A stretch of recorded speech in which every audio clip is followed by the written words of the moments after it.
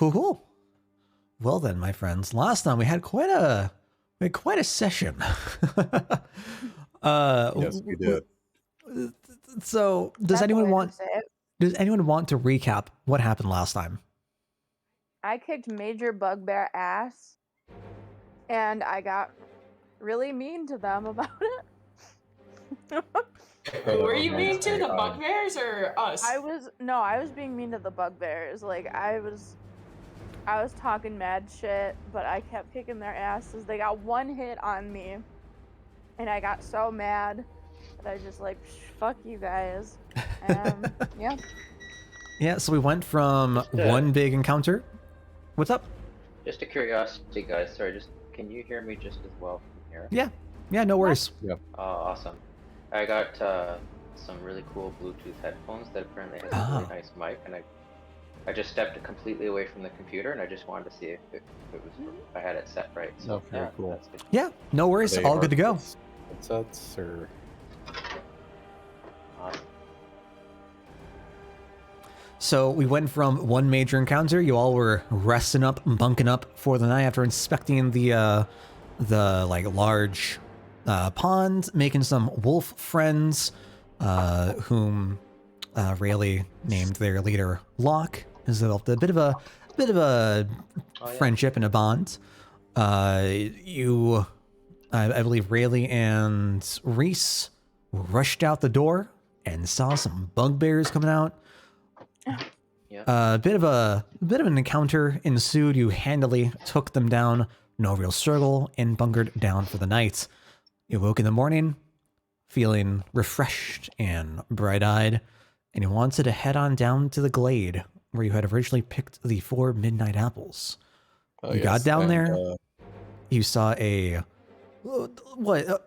creature standing atop the like small pond between the different trees. Just looked like they were just made of wood or bark with like a mixture of like bright blue, dark blue, violet leaves that form like a bit of a mane or hair. And you found out that they could potentially be a dryad who had been bound to protect this domain, this forest. And I believe the last thing that Gale and Rayleigh had thought about as the creature began to turn around to face Sev after inquiring how you all could repay this creature for taking their apples from the trees, talking about compensation. You all had the idea that, oh, maybe this missing boy is in the water, and through a cracked smile, the dryad just spoke rather calmly. Compensation. And that is where we are starting today. Mm-hmm.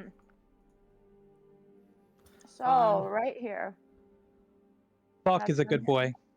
We need Jim practice joking. Yep. Mm-hmm. Getting that I in can't see anything right now. Not a problem. And also, Jimprax. seeing as how we're readying for combat, I'm going to give Jimprax his new shiny pokey stick. Yeah. Yeah, absolutely.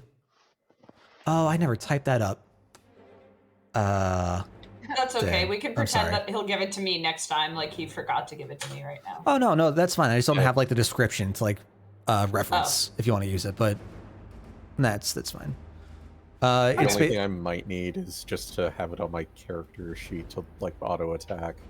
I can get that set up for you. Not a problem. Cool. Oh, and also, Sev made a deal with Amal. Oh, yes. Arguably the most important thing.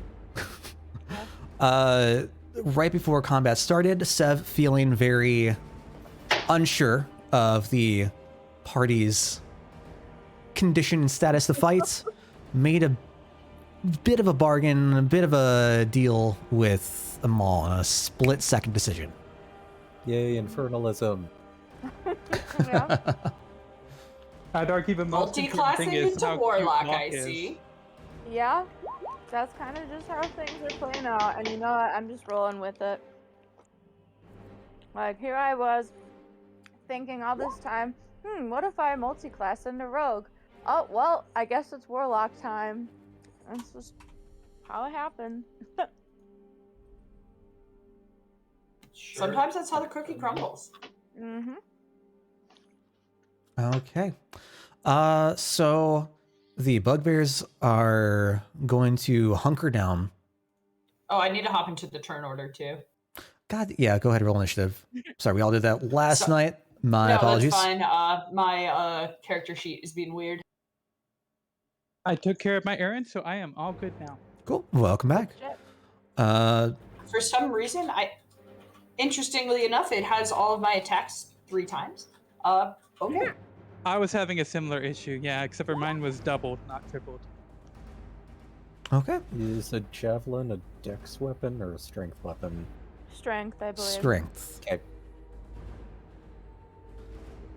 If I remember right, it is strength for a melee attack, and then can be dex or strength for the thrown. Sounds about right. But so Sev, the bugbear right in front of you, is going to stand its ground, stay where it is, just trying to like prevent you from coming across. The bugbear in front of Jimprax off to your like left is going to come down, try to like form a bit of a line if anyone's going to come across, and Sev, that brings us off to you. Wait, did we not do my shatter yet, or? Nope. Okay. All right. Well, I think that's a con save, but let me double check real quick. Sure.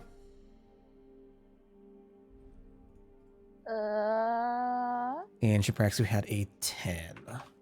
Con save indeed.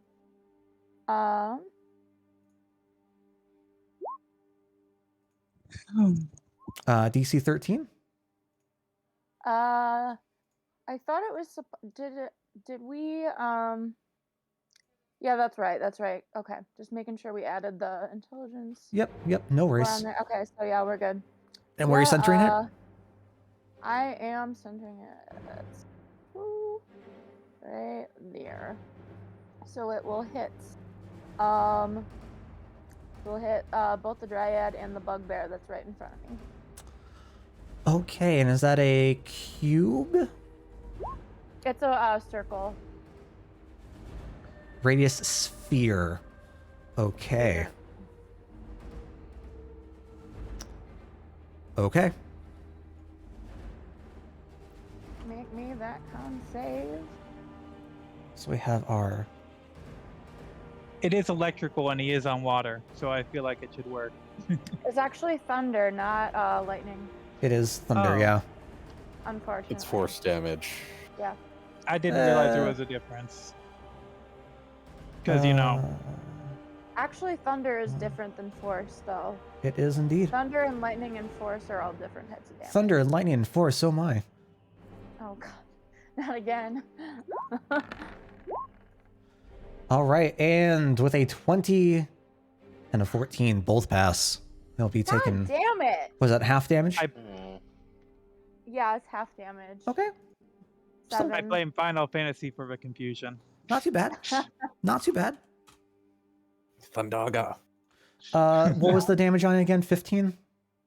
Yeah, so 7. So 7 to each. All right, still, again, not too bad. Not terrible. Is there anything else you'd like to do? This is... no, because I don't get bonus actions. All right, Gail, I'll take us off to you. Seeing as how we know the boy is basically maybe drowning right now, I'll prepare a produce flame, chuck it at him, and say release him at once. Mm-hmm. Okay, at the Dryad? Yes, the Dryad. Okay. As soon as I can find produce flame. It's in there somewhere. Okay. That's damage. And that is damage indeed. Every time. It is damage. And with an 18, you handily hit the Dryad, dealing that 1 fire damage, but as you like produce the little spurt of flame from your hands, just having like a direct line down to the dryad, even though it's like atop water, you see like some of the embers and like the bark like skin just like chip off into the wood. Seems to be a bit more effective, even if it might have been like a smaller flame. So it's probably vulnerable to fire. Oh, okay. Well, how convenient that I also have burning hands. And I have fire arrows. And I breathe Yep. fire. Yeah. Wow! It's almost like this is a forest. Yeah. Oh shit. Is there anything else you like to Couldn't do, be. Gale? Well, everyone is full health, so no sensing, casting, healing word, or anything.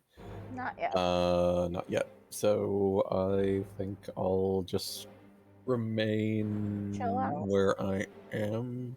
Okay. Yeah. Although, actually, you know what? I think I might gain a little bit of distance from that bugbear. Yeah.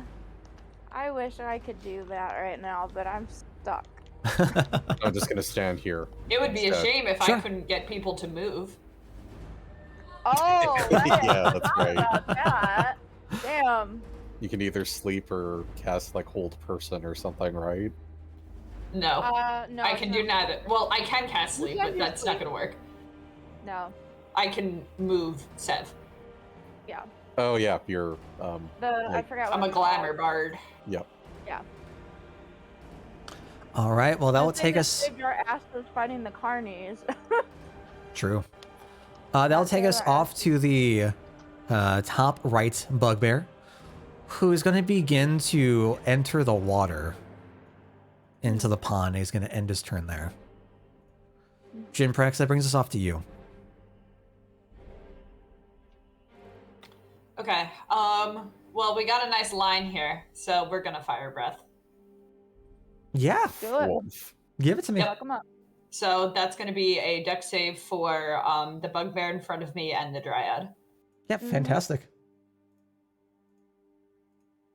Wow, that's a long ass cone. It's what, 15-foot line, 20-foot line? 15. It's It funny is that- a 30-foot line, I believe. 30. Let me see one Oh, second. okay. And I know it's got some good distance on it. Yeah. The 30-foot 15 line. Yeah. Yeah, damn. The 15-foot cone is my burning hands. That Right might there. be- I Yep. popped up an arrow, so that gosh darn bugbear didn't move into my range. Went Damn off. it.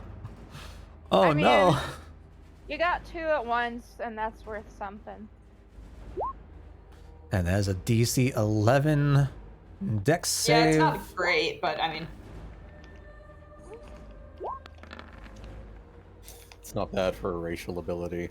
Right. So you Yeah, I'll take have the bugbear who's right in front of you, and he's able to like see you rear your head back as flames begin to spark and unfurl. Manage to dip out of the way a little bit from just your straight line on down. Singes a bit of fur off, but you just make direct contact with the dryad just resting on top of the top of the pond. hell yeah. Ripperoni. And that's what, half damage for failed? Yes. Yeah. Okay. So you see that the dryad, much like the little sparks and embers that gales produce flame, towards like towards the feet, like just chipping into the pond, you just begin to see like an entire chunk of like the shoulder Oh, just Jesus. pop off So- after a direct contact. Half damage on the bugbear, double damage on the dryad. I will accept it. Yeah. You might as well have gotten that third bugbear since you did the extra damage. to the Yeah. dryad. I'll take it. We'll take wins. We'll where we accept get it. them. And then, as a bonus action, I will use my bardic inspiration to fluff out my scales and say, sorry, I thought it was important that I got my beauty sleep last time, to allow for all of you to take 5 temp hit points and move. I will set. Whoa. How many people can I make move?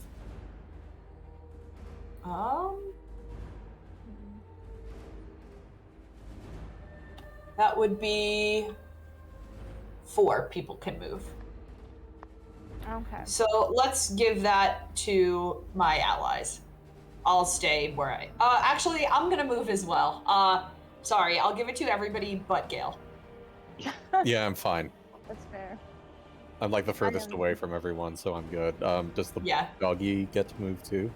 No, the people that get to move are myself, Rayleigh, Reese, and Sev, and we all get 5 10 hit points. Yes. Okay. So I will go. Whee! That's probably good. Awesome. There. Hey. I'm gonna move right here. Okay. And remind me again, no opportunity attacks? Nope. Nope, that's why it's good. Yep, fantastic. Is there anything else you have to do? I'm good. All right, fantastic. With that done, that does bring us off to the Dryad's turn. Oh boy. You begin to just see the recoil as you just hear like this audible crack of like wood shifting back into place as it just creaks, moving its limbs, and begins to point directly at you, Jinbrax, Oof. Oh boy. as it casts Moonbeam directly in your Oh sick. no. space. And despite it being like midday, and you have the sun just high up in the sky, you see like the secondary ray of light just begin to ever so faintly shine down directly in your approximate area. Oh boy. I am going to need a Constitution saving throw, please. Oh, I'm not good at those. Didn't know the Dryad had a space laser. And with a 17, Okay. That's probably about good. Maybe. Hopefully. with the 17, it's not too bad. Yeah. You are directly in the light. Mm. However, Shiny. you will be able to take half damage. Okay. Okay. We don't hit that. So that is going to be 6 radiant damage for you. Ow. Radiant damage. There goes my 10 hit points. Okay, so you're fine. I don't gotta worry about you yet. Nah. After the I'm Dryad hardy finishes... too. After the Dryad finishes pointing directly at you, it's going to whip back around, motion over to the bugbear behind it, Oh boy. as if like something to come closer. And you just hear this screech as the crowns of the trees begin to shake with it. It's going to end its turn there. No, that's not good. Really? This brings us off to you. Okay, so first off, I'm gonna cast Zephyr Strike. Good call. Go figure.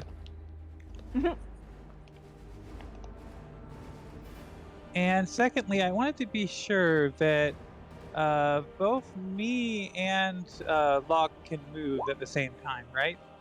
Like, we can't both attack, but we can both move. I'm not sure. Yeah, that I don't remember.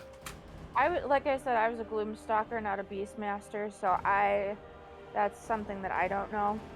Okay, can Locke move while Uh, I attack? On your turn, you can verbally command the beast to move, where to move. No action required. Okay. So it'll have Then- a movement of 30 feet. Oh, is it 30? I thought it was 40. Okay. I had here written down 30. Let me double check. Go bork bork. It only changes things slightly. Yeah. In my notes, I had 30. When I made the stats, it's 40. Thank you. Okay. Then I'd like Locke to be square below me. Sure.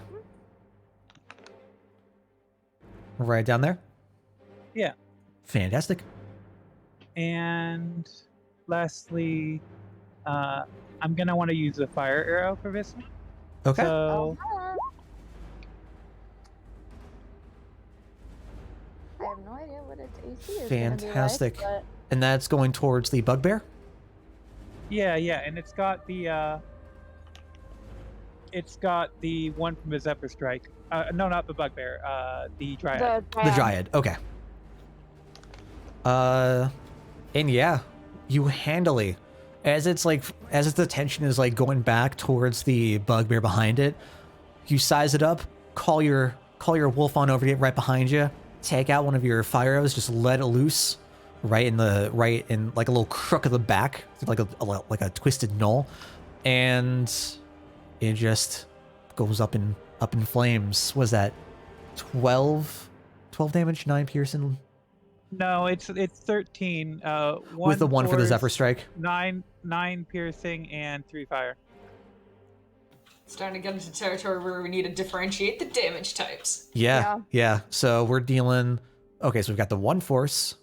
We have the 9 for the piercing, and then 3 for Fire. God, that's so much.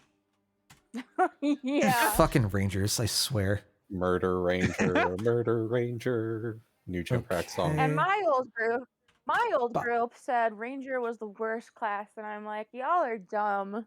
No. What? Yeah. It seems like they get that rap because they don't have cantrips. Well, But you well, get to have so be much fair, mobility and there- like There's plenty of like. Wait, I thought paladins also don't get cantrips either, do they? Cause I mean, I don't believe so. I feel like, yeah, because I'm Nope. like, there's no so way Rangers. I are- don't. Off the top of my head, I don't think half casters do. That's yeah. Huh. That's for being like a half caster. But oh my god, what the? Cora just got into the computer room because Dale didn't close the door all the way again. Ranger can has dog, so it's the best class. Yeah. The door has been properly closed. Maybe now we'll get some more Tabaxi luck points. Well, the TV nearly fell down. So Oh Jesus! That's What cool. were- Did she like get on the dresser in there? yep. Oh my god, Cora. Okay, Brat. so after the little situation, really you just begin to see flames engulf the back of the back of the Dryad. You can't quite tell how much damage you seem to have done, but you see that like through the flames just rising higher and higher and higher. It seems as if they've sunken down a little bit. Hmm. Is there anything else you like to do? Free action. Pet the pup. The best Sure. Touch the doggo. As you go back to like pick up another arrow, you just swing back around and just like get a little scritch behind the ear. Easy. Yep. All right, next up, that's going to take us over to Bugbear up at the very top left, who is also going to make his way to rush down into the water. And you see him like moving, like hammer first, just swinging it back and forth, wading into the pond. He's going to end his turn there. Reese, that brings us off to you. Okay. fuck them up. Fuck 'em up. Check status. Here. Oops.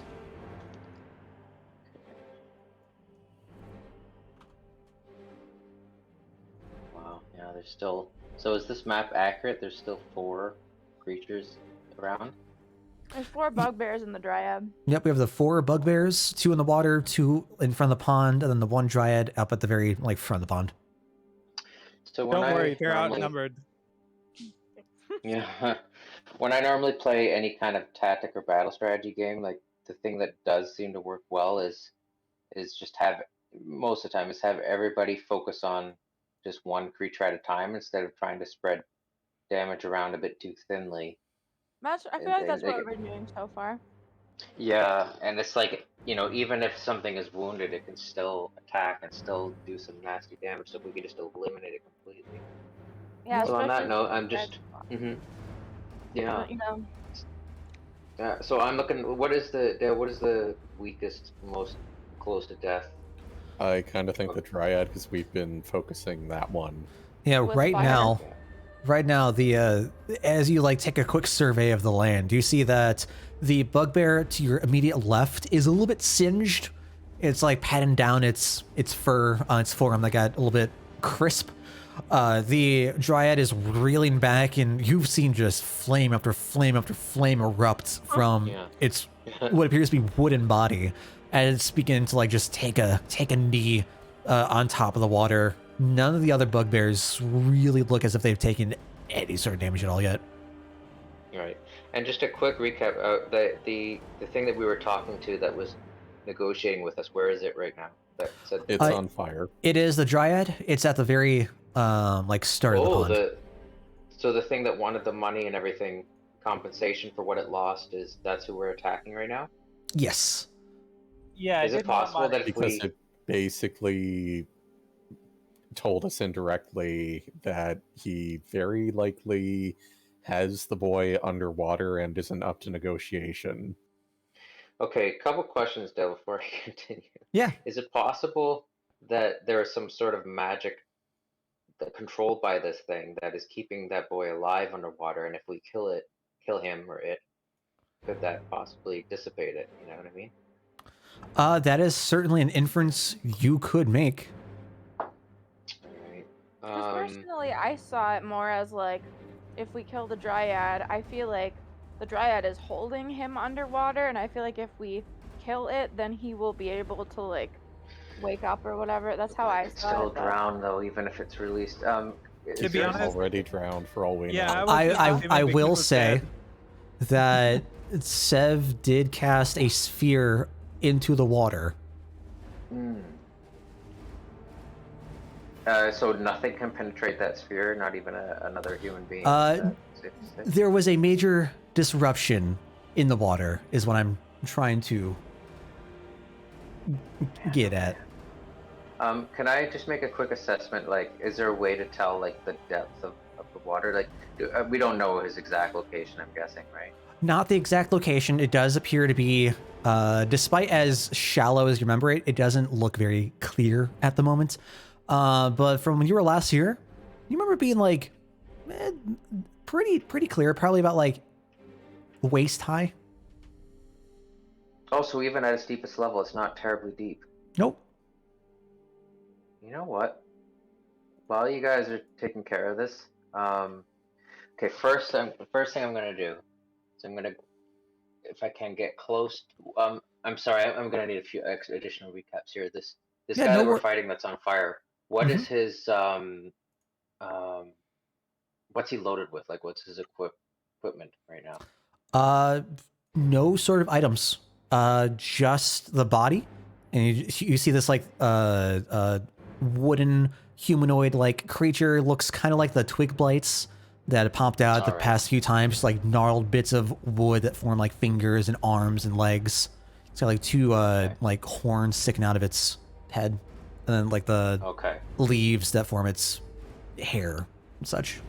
So, because Reese says to get close, this is my thinking. First, I just want to go walk right up to it because I'm gonna have to. Grab him by his horns and hold his head and hold my axe to his neck and say and say, last chance, bring that boy to safety, or you're fucking dead.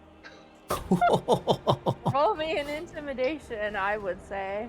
Yeah, okay, so you can absolutely move up. It's well within your movement. I am gonna need a strength check for the grapple. Okay. Let me see. Loading up my character sheet here. Oh. Here we go. Okay. That's decent. Better than the crit one from last week. And yeah, it's respectable, I guess. With a 14, as you begin to just run forward, and you're like not paying any attention to the singed bugbear or the bugbear directly to your right. You just want to typical Reese fashion. you just want to try to make your way all the way up to where the dryad is. You reach out your arms, trying to grab the horns. The dryad just ducks below. Damn it. Like, gives you a feint ever so slightly as you try to reach for the horns and they just slip out of your grasp. Damn. Is that my one and only movement that I can do now? That would be, I mean, you spent 25 feet to get there. You'd have 5 feet of movement left. You don't have an action. If there's anything you can do with the bonus action, you could do that. Do I roll that somehow? Is that what that is? You would just have an ability or Yeah. a feat that allows you to do things as a bonus action. If there's anything Okay, you so have, like a spell or something that says bonus action, you'd be able to do that. All right, so this is, this is kind of real life, so to speak, in a sense that it's not like a perfect movie where everything goes according to plan. But yeah, it dodges my grasp. So I look at it and I just kind of raise my eyebrows and say, "Yeah, get away while you can. You tell us where that kid is, or you're dead." You begin to hear just like this creak of wood as it looks dead into your eyes, and once again forms this like narrow smile. And as you're closer now, you see what appears to be like a very slim, feminine shape in the of the wood. It looks like it looks as if a person, a human, had been carved out of a tree trunk with some like twisted bits of wood and branches just like poking through. But this Where looks am I like the seeing most this? Sorry? twisted. This is the dryad right in front of you. Okay. And you just see like it looks like a twisted woman who's now smiling, giving you like the most sinister smile I've seen. Okay. And it doesn't say anything, or? Says nothing. Oh, you know what? I could have rolled an intimidation there, but I guess it's too late, eh? Now, say for now, too late. Too late. Okay. Do I have any more movement ability, like i.e. towards the lake, or is that pretty much it for Reese right now? You have 5 feet of movement left, so you have 1 square. If you were to move directly to your left or directly below you, you would proc an opportunity attack from one of them. I would what? Sorry? If you were What to about move, up and to the right? yeah, up and to the right is fine. You can begin to like wade into the water. But if you were to Yeah, move that's- like directly to the left or like directly below you, you would be leaving either one of their ranges, so you would proc an opportunity attack. You also don't want to go left. Yeah, that's exactly what I was planning. I'd like to just start wading in the water. It's like, fine, if it's not going to tell me, I'm just going to, while everyone mean, else you is can taking... Sure, you can easily just like try to slip between the two of them, and like you step down into this like sandy bit of a riverbed as the pond begins to grow deeper. Like, it's another kind of Reese frustrated moment where he's just like, the hell with all this nonsense, and he just decides to wade in the water to try and literally find the kid while everyone seems to have everything well in hand combat wise, but ready for action on the next turn. Yeah, absolutely. All right, so that will bring us off to the top of the round. We have our bugbear friends. Reese, you just slipped by him. Our bugbear He's friends. so rash. He hasn't hit anything today. No. He's buying his time trying to form a line, and now that you've crossed the line, you see just like a furrowed brow as he just kind of like gives you a little grunt and swings his hammer up as he tries to hit you. Tries to hit me, the bugbear below me there. Oh, yes. And as he begins to raise the hammer up, he swings down. And with a natural 1, Yay! as you see Right on. the We love hammer like shine, you like a little bit of a glimmer that causes you to like look away for a second, and you expect this collision with your chest, And as you give it a second, and as you look back up, you see that the bugbear's hands are still together as if they're holding the hammer. And he's followed through. And behind you hear a little plop as the hammer's in the pond now. Yay! Reese Would just be turns around and hilarious if says, it hit the Dryad instead. Right. All right, and He with was just that, trying to tell you the pool is closed. well, I guess you could say that went swimmingly. Oh, go away. Next oh up, man, this is great. It's canceled. I was gonna try to make the witty comment, but I don't need to now. it's only a stone's throw away. So for a 15, the other bugbear is going to move, and Rayleigh, he's going to try to get up close to you. He needs to get Reese right up. turns around to the front guy of who you. missed the axe and with the hammer, and he says, "Don't get in over your head." Just your little. As he just growls at you. I'm so sorry. Rayleigh, what is your AC? My AC, I think it's 14. Let me double check. Yep. It is 14. With a 14, as you see this just hulking bugbear begin to move towards you, swings up its hammer, lets it go. You get like a little bit of a side impact as like the very head, the top of the head of the hammer just whiffs past your chest, ever so narrowly missing you. Do we not see your rules for the enemies, Dale? Like showing up on the? Nope. Oh, okay. I think that's by design. Yeah. Sev, that brings us off to you. So, theoretically, if I were to move here, I'm just trying to figure out the logistics. Or maybe, was it here? Or, yeah, I think here. So, oh no, that would get Reese too. I'm just trying to find a way to do the 15-foot cone and trying to see if, okay, so that's 15 feet. That's 20 feet. So there's no way, there's not really a way to get both of them without getting Reese's there. Yeah, not really.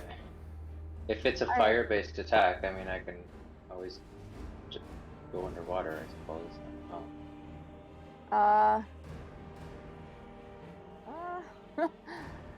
Yeah, you sure about that? I mean, Wizard spells hurt. yeah. What's the cone spell? What is that? Burning Hands, and it is fire-based. The cone is the range, like what targets Yeah. would be affected. Yeah. So, Reese would probably be smart enough, like if he saw a bunch of fire heading his way and there's water underneath him, it's kind of like, Well, I mean, But that hold also on. makes- Wait, no, if you're there, if it 15-foot cone? yeah, 15-foot cone. So that'd be 15 foot, Yeah. right? Because it'd be from there to there, just narrowed down. So I believe that should be fine. Okay. Yay! I guess you can't see this. No, we can see it. Oh, okay. Wasn't showing up my other Yeah. screen.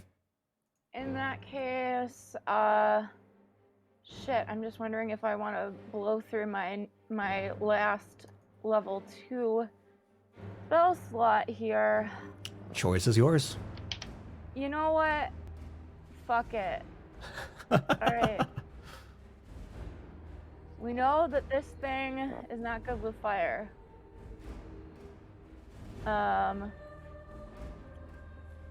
Okay. All right. DC 13 Dex. Yeah, Dex.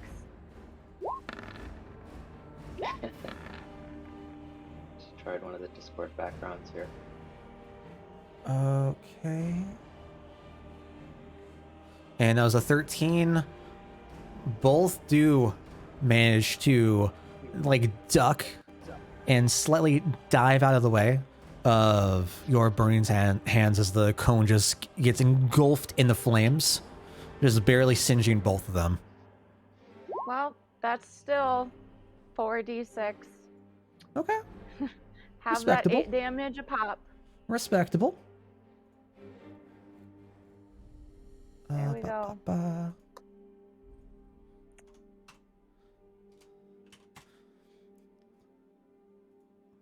And that is 8.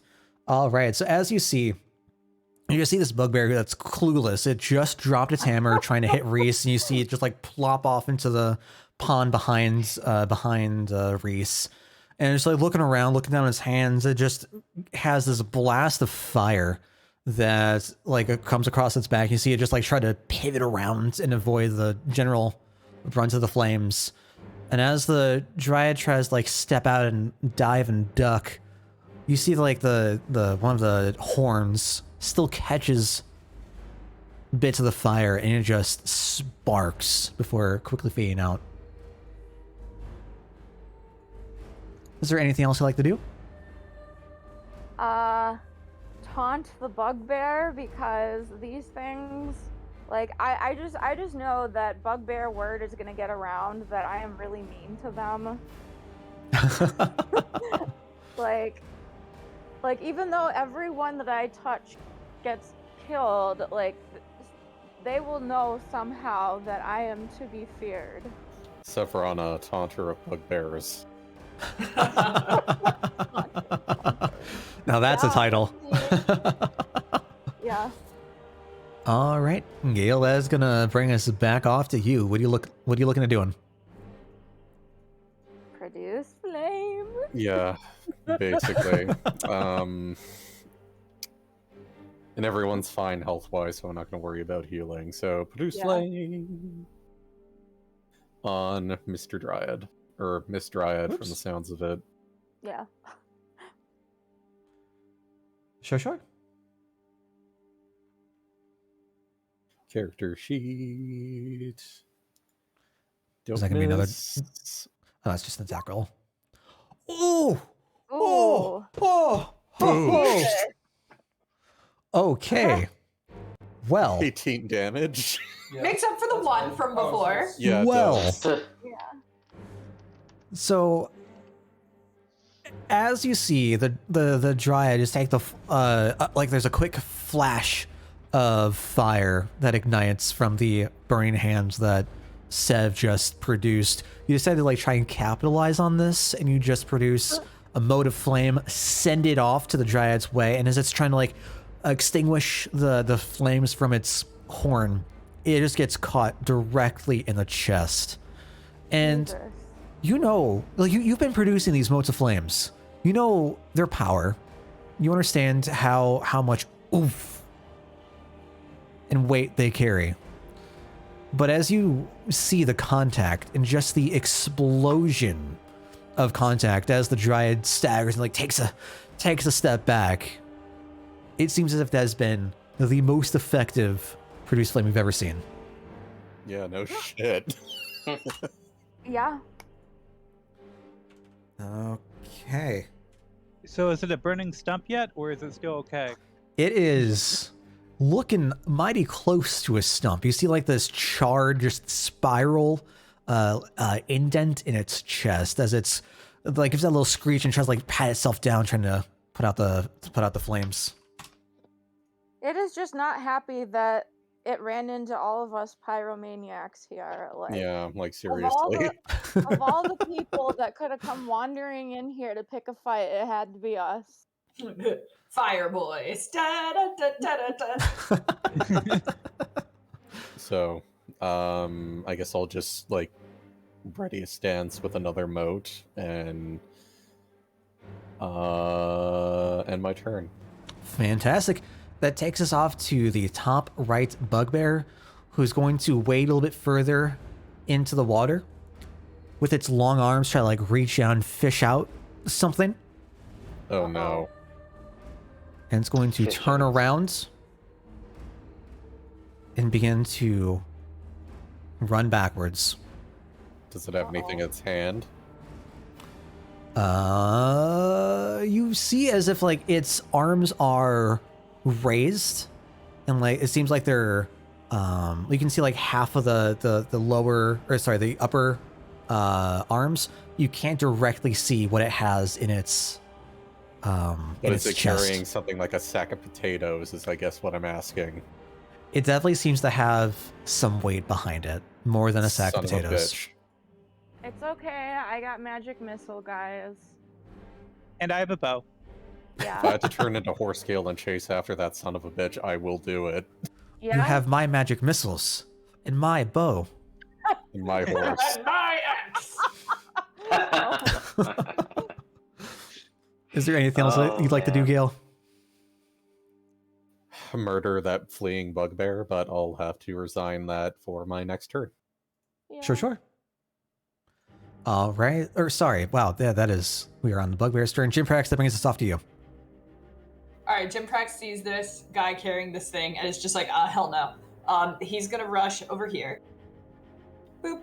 And is going to cast Tasha's Hideous Laughter Hell yeah. on the running one.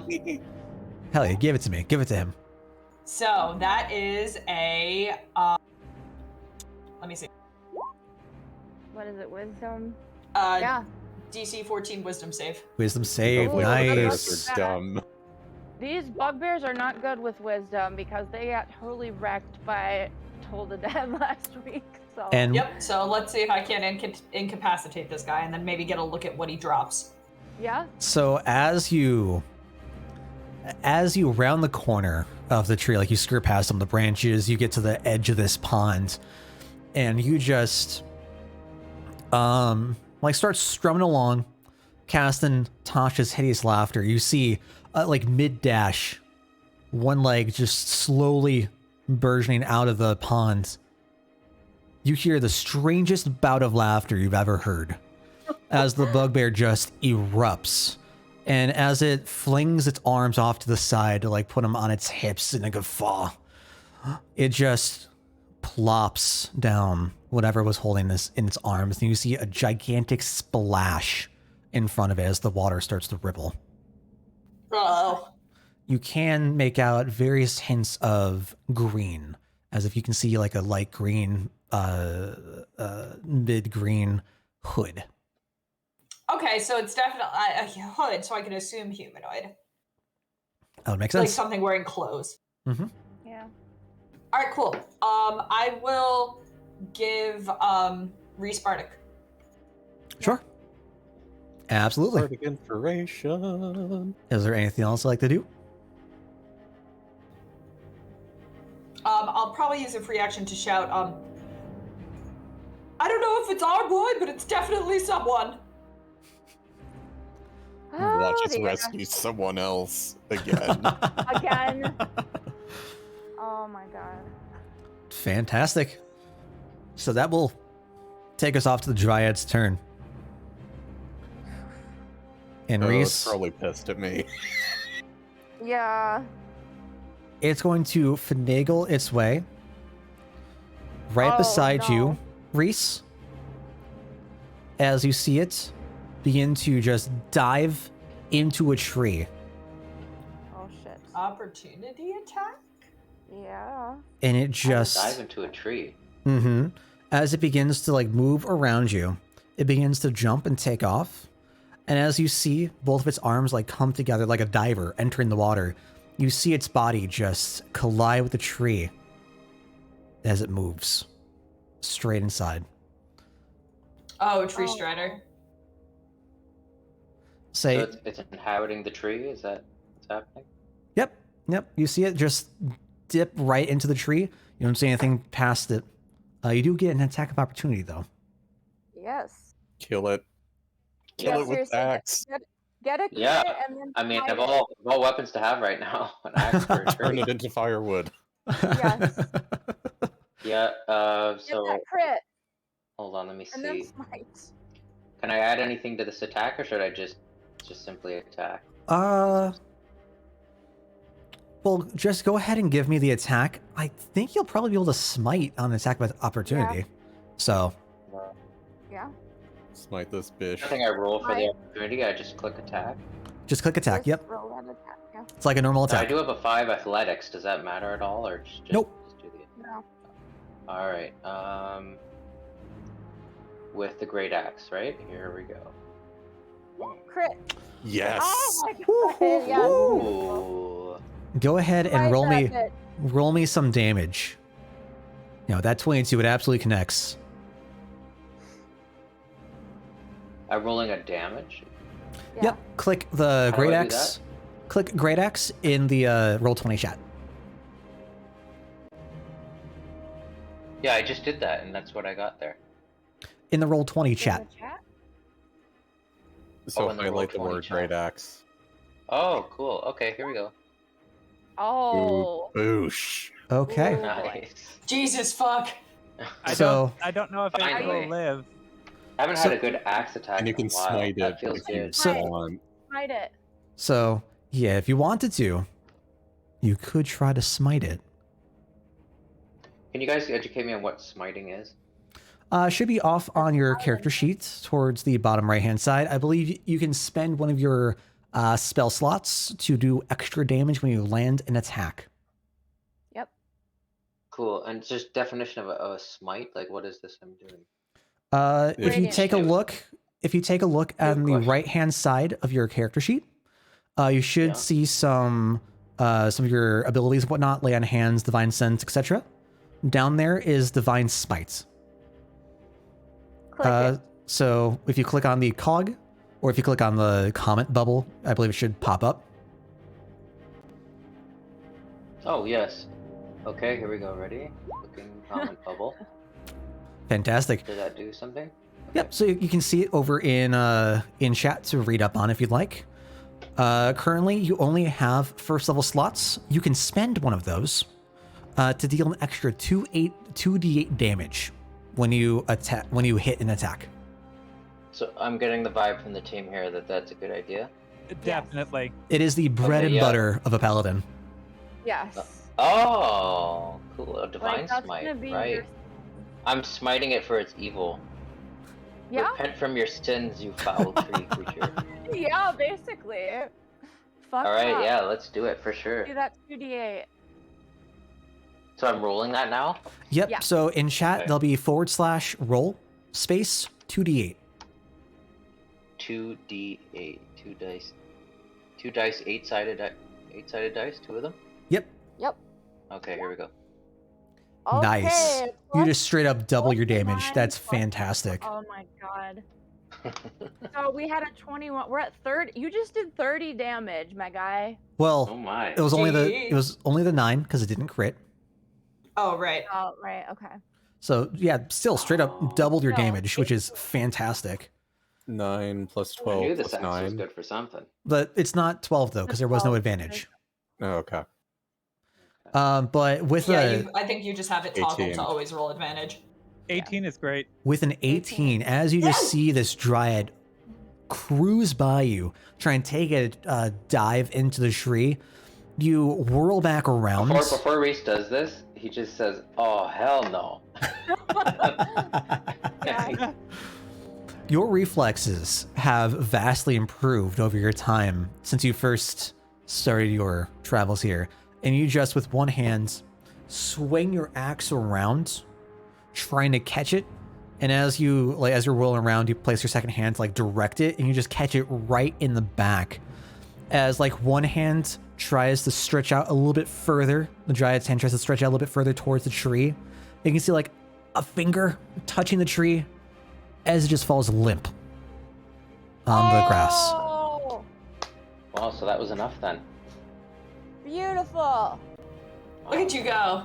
Jim Prax Wow. sees this happen and gives a, oh, hell yeah. Reese gives a thumbs up Good right job, back. mate. Yeah, by the way, Dale, I turned my camera on, so if you want to line my video Oh. up with Paladin, I don't know if it's Yeah. Gotcha. Thank you. Is there anything else? Oh, no. Dryad's gone. Really? That brings us off to you. Alright, it's gone. Okay. All right. We've fought Um, bugbears before. We can do this. Yeah, though I do have one right in front of me, but I think takes slight precedent because even if it moves again, it'll still be within I would some have kind the of range wolf. for me. I would have the wolf move because you're gonna be at disadvantage. Yeah, that's absolutely what I'm gonna do. I'm gonna have the wolf move right here. Yeah. I'm gonna tell Locke that he's got this, and to bring him down. So Attack, fork. To the left of the bugbear. yeah, To the left, to the Sure. left. All the bugbears gonna die to the left. All That right. song goes, right? There is Locke. Go give it a bite. And with the Nom. 16, he's gonna chomp down into one of the bugbear's calves. Nom. He really likes legs. And it's gonna Closest deal thing with the 9 Titan. piercing damage. does it give a saving throw? Yeah. I'm trying to get that open right now. And there's a DC 11 strength. So as the One. bugbear just winces and just lets loose a growl as the bite just rips into the leg, the bugbear buckles a bit, but like uses his hammer to remain standing as he bounces back up. Wow.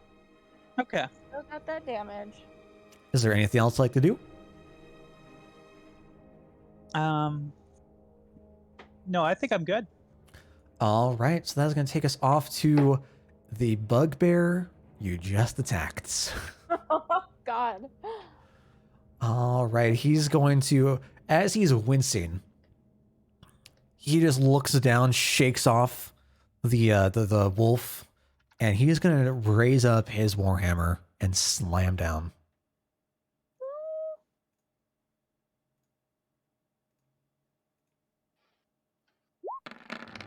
Get that. 2. Roll a 2.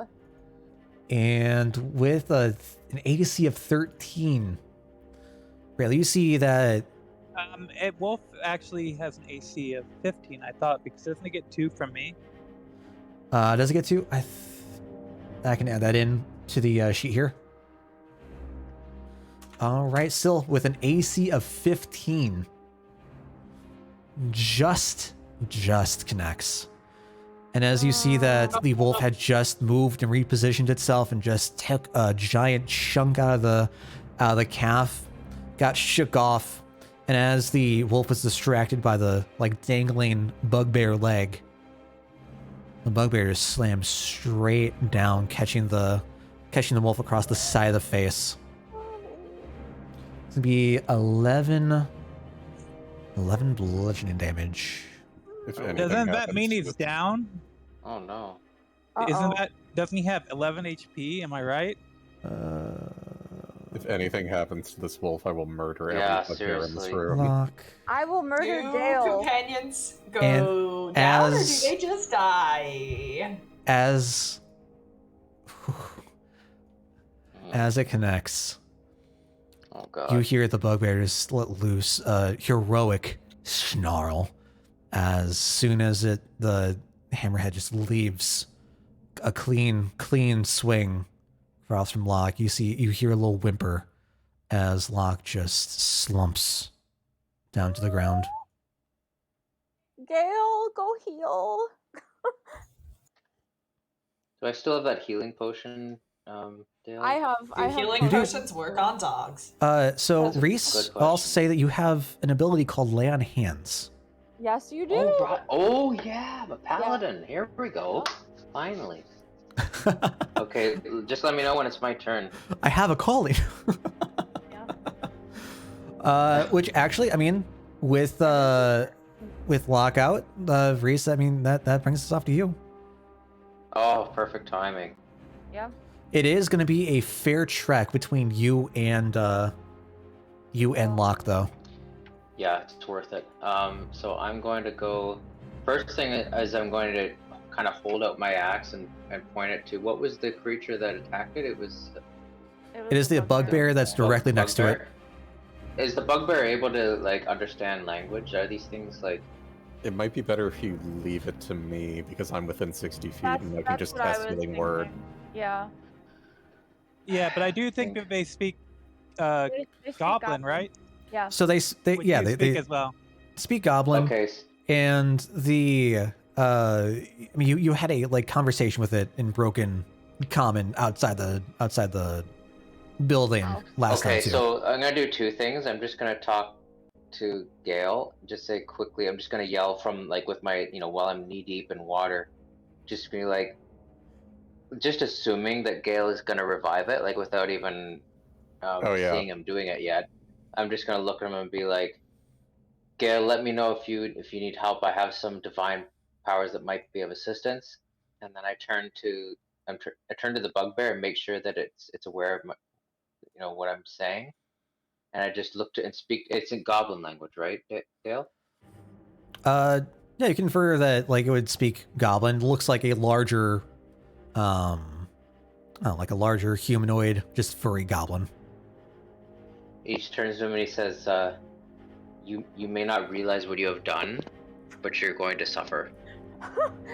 Yeah. Sure. Gale's in a bit of a mood, or I mean, Reese is in a bit of a mood right now. As you Yeah. turn around to look at Gale, to let him know, you take a swing around to take a look at the goblin next to the body of Locke and Rayleigh, and you just see that he's got like one hand on his hip. He's just given like this most heroic guffaw, as he's rather proud of himself. I did it. I killed a dog. Oh God. I turn back to Gale and just say, Gale, are you going to be okay with this? I nod. It's okay. Okay. I got this.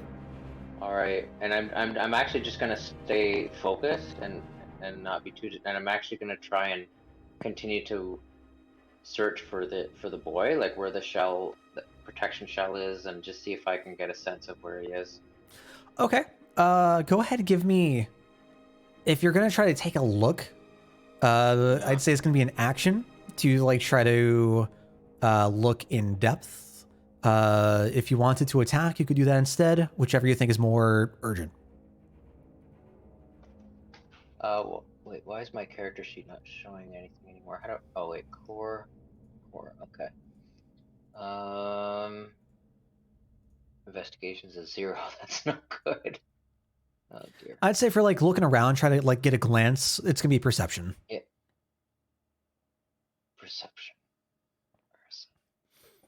But if you're going to Sorry, like dedicate this, if you're going to dedicate this time trying to find like what happened, Yeah. all this commotion, that's going to eat up your action because you're doing that in depth. Yeah, no, you're right.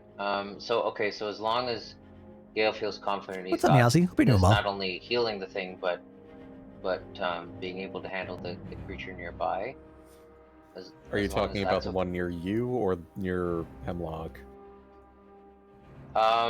Yeah. So I guess this thing is pretty close to me, eh? This other one. Yeah, it's Yep. 5 feet away. It was a big miss. Okay, hold on. Let me rethink this. Is his hammer still stuck in the water? Like, did he? Yeah, you can still see like some of the ripples of where the hammer was lost. Oh, he did lose its hammer. Yeah, it fell straight into the pond. Like just went sailing through the air. Hi. So recent. It kind of almost. Okay, you know what? He's gonna take out his anger on this guy. Yeah. Okay. Yeah. Do it. Valid. Smite That's this valid. bitch. And it's basically gonna be like the biggest like home run batting axe swing you've ever seen in your life. Like Reese Home puts run like contest. his whole puts all his weight into it, and he's just like, "Fuck you guys," and just goes like straight for the. Center mass. Yeah. Yeah, like it's absolutely. not the neck, like it basically. So, so should I roll anything or just roll an attack? Just roll the attack. Okay. With the axe, yes. Iliandril, hello, friend. Welcome. Respectable. Yeah, Very respectable with a 16. You see that the bugbear is just like looking very confused, looking at it down into their hands, and just trying to figure out what in the world happened. It had the hammer in its hands at one point. And it's just like looking around, scratches its head, and as it's beginning to like just like look around, scratch its head from around the corner, you have red in your eyes. You are nothing but a bull with a hammer or axe, and as you swing down, You absolutely connect with this thing in the side. Go ahead and roll damage. Okay. Oh dear. I'm sorry. Where's the damage again? Clicking Great Axe in the Roll20 chat. Yeah, I did that. I clicked a great axe already. In the Roll20 chat, The chat. Oh, I'm sorry. where the rolls are. Here we go. There we go. It's not too bad. And fantastic. You're Reese killing is it, my dude. pissed. Yeah. Reese is just had it with this stuff. Reese is so upset. Yeah. So he as you is. just like swing back around, you just connect it, give it this gash right across its side. As you're like looking around, you just hear this audible, just groan, this grunt, as it just takes a huge, huge slash. Is there anything else I'd like to do?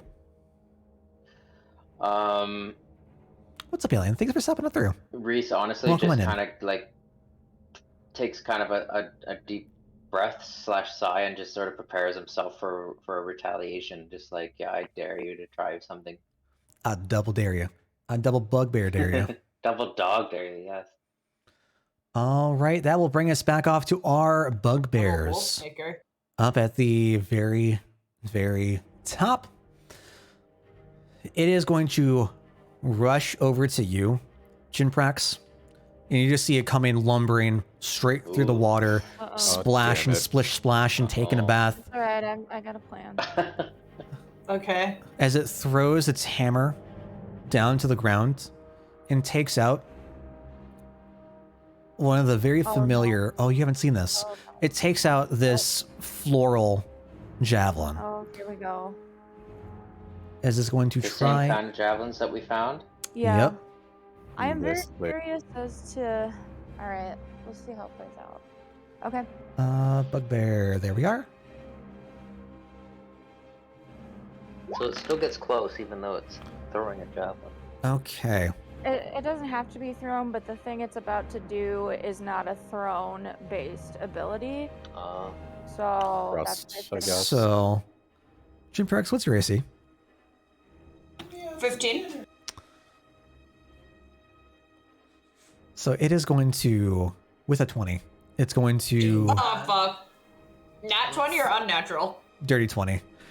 Okay. It's going to throw down the Better. hammer, just whip out the javelin from its back, and you see this, what appears to be a rather elegant weapon for more civilized. You see like this long green javelin tapered off at both edges, like where the bugbear's paws are. It's like sat between what look like rose thorns that adorn the shaft, as the like other end seems like to be blossoming into like some sort of blade. And it is just going to stick it right into your chest. Ow! Where are these things getting these rose-shaped things? Oh, in your chest. Probably the Dryad. And it is going to be dealing 11 piercing damage. Oh. Ow!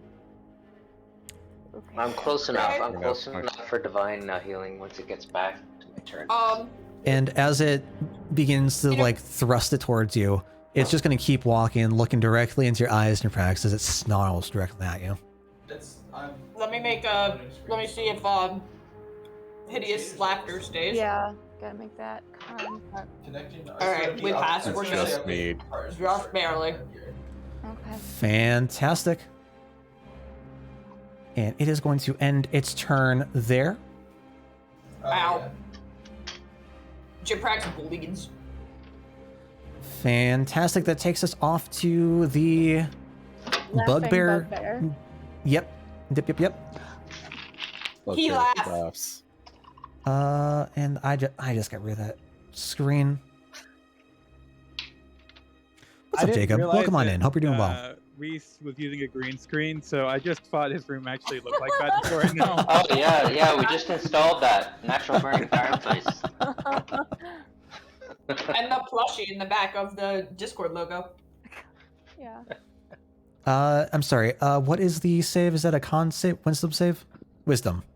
Was a Hi guys. And the DC was 15, 14? 14. 14. With an 18. God damn The it! bugbear reclaims itself. Jiprax had the worst turn of his life.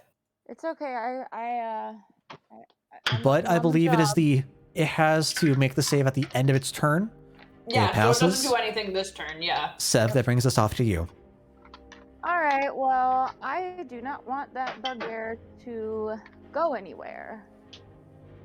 So, What you doing?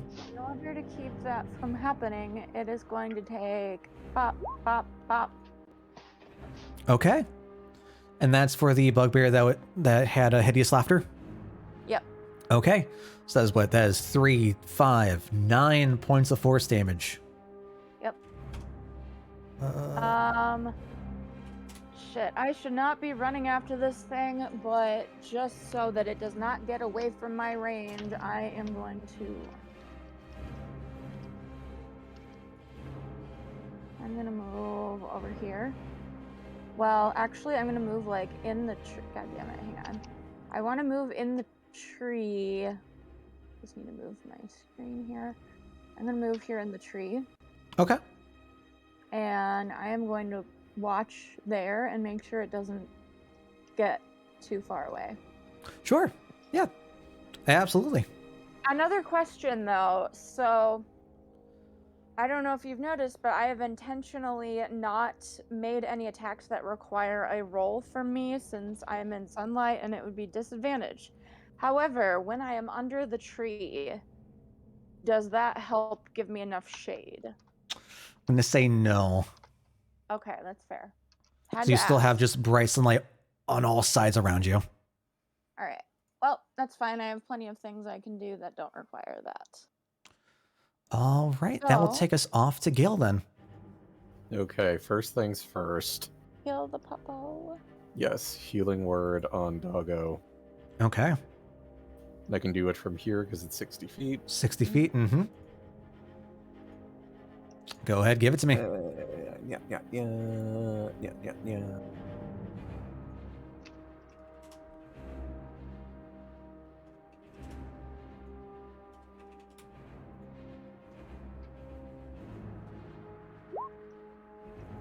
Okay. All right. Not too bad. As you feel the energy is like coming straight up through your body, you send out healing word. What are you looking at saying? Is there anything you want to? I'll mutter in Druidic, something to the effect of bring this beast to life. Fantastic. As you finish whispering, you see a little ripple, a little jolt as the wolf begins to slowly shake its head and get back up. And now for my action, as much as I want to help Reese deal more damage to the one he just carved out like a Christmas turkey, I think I'm going to launch a frostbolt or a frostbite at the Frostbolt. Trying to get a frostbolt. near the wolf and say pick on someone your own size. Yeah. Okay. Yeah. Mark. That is a DC 14. Was that con Botch. save? Botch. Con. What do we got? And as you let loose, you see the wolf begin to like limp back up, one paw after the other. It's like like stretch as it's trying to get used to like getting back up. And you see the bugbear just looking down mid-laughter as it just cuts. And as it begins to look around, see what in the world's going on, it just is hit full in the face with the frostbite. Sweet. So -4 and has disadvantage on the next attack. Beautiful. Is there anything else? I'll duel because I'm totally a warrior. Is there anything else you'd like to do? No, I'm good. I think I'm in a good spot. Fantastic. So that will bring us over to the bugbear right below you, Reese. Okay, so it's my turn? No, it is the No. bugbear's turn right below you. And Oh, okay. it's looking around for its hammer, realizes it don't have it no more. Wah, wah. So it's going to reach out behind its back, pull off to the side. It's going to have it the same rose javelin as the others did. It's going to go try to give you a little stab.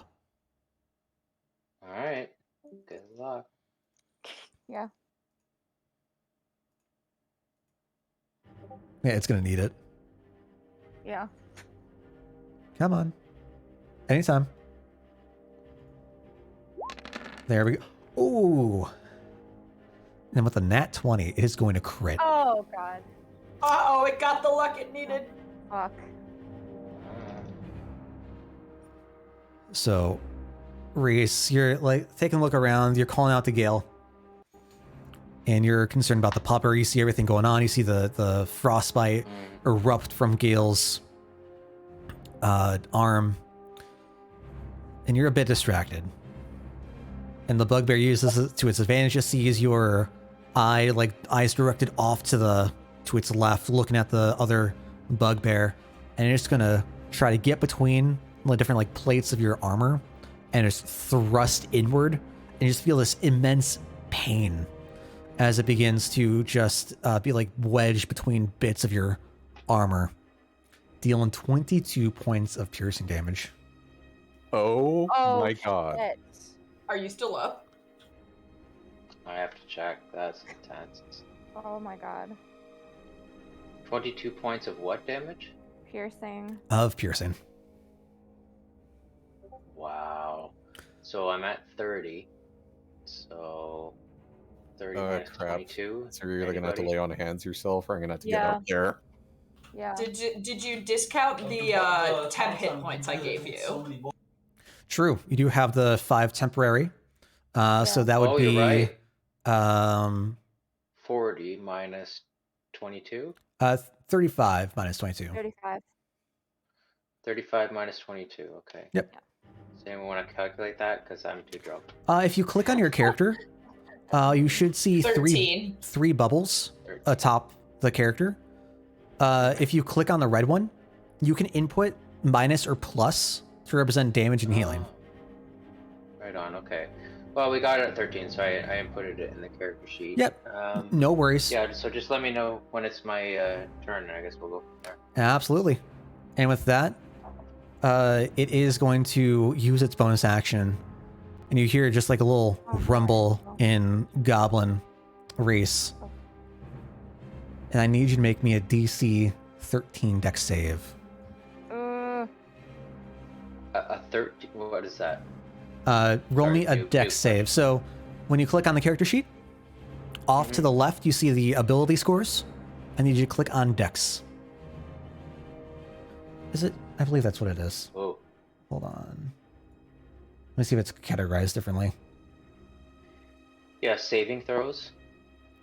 Yep. In the saving throws Yep. box. Right underneath proficiency bonus.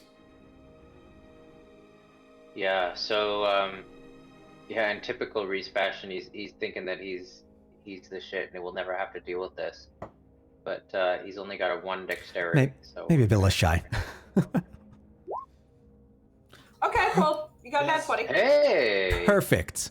You're in the water, and as you begin to see the thorns on the javelin begin to retract, as it begins to remove the javelin from your armor, you're wading around in this knee-high, thigh-high water as you avoid the overgrowth coming across the pond water bank.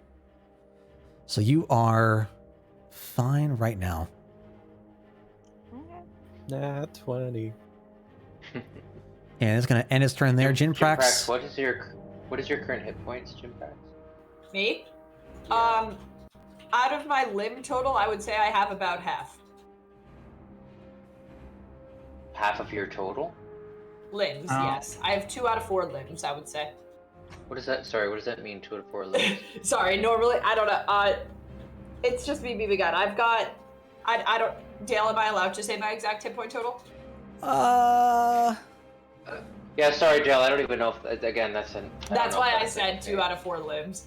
Yeah, so Maybe, like, oh, you know what? I'll wait till it's my turn, and I just want to see what kind of visual condition Jim Prex is in. But I'll wait till that's my turn. so for that. as far as like visual Doing that, condition, so as far as like visual condition, you can see that like Jim Prex will be like hunched over, like not doing super well, not as energetic as he once was. Definitely taking a good few hits, but has I don't know, a bit of life left in him. Certainly doing much better than you are yourself. Yeah. Much better. Okay. Okay. All right, I'm up. Yes, Jim Prax, Wait, off to you. was that my turn, Dale? That was the bugbear's turn. Yes, right. So that okay, good. Okay. Right. I've got a guy in front of me, a guy fleeing with the boy we're trying to save, and a guy killing Reese. Oh boy. What do I prioritize Put your here? hands full a Yeah. little bit. The bugbear Yeah. still has to spend a turn to pick up the boy, so I think you still have some time for that. Oh right, he dropped him. Okay, this makes my decision easy. I look at the bugbear in the water that picked up the boy. I see, you know, I've got a javelin sticking out of my chest, but I'm like, whatever. This sounds like a later Jim Prax problem. And I strum a weird chord on my lute towards the bugbear, and I kind of say, "Done laughing? Then how about you try to be a little frightened?" And cast Dissonant Whispers. Yes. Yeah. Give it to me. Fantastic. As a wisdom save, bugbear's favorite. Right? Love those. And as it's just stopped from laughing, it's beginning to like take one of its like big heavy paws to its chest, like hunched over a little bit, just breathing. It hears your words directly in its mind, and it just starts what you interpret to be screaming as it begins to run away from you. Get out of here, you stupid animal! There we go. Okay. And is just all the way off towards the very top, right behind one of the trees. Okay. That's 8 And- psychic. I will use a bonus action. We're going. I don't like where we're all positioned right now. So Jim Prax is gonna fluff out his scales again. I know Jim Prax is a dragonborn. Whenever I say puff out his scales, I imagine that he's like vaguely based on like a horde lizard sort of guy. That like it's sort of like just like poof. Sure, like a little bit of a collar. Yeah, like a frilled collar. So, okay, I don't think Sev has been hit. So, I'm not been hit. I'm fine. Okay, so we're gonna give these temp hit points to myself, Rayleigh, Reese, and Gale. Okay. So, and we all get to. How much I movement get, do we get? do they stack or not? They do not. stack.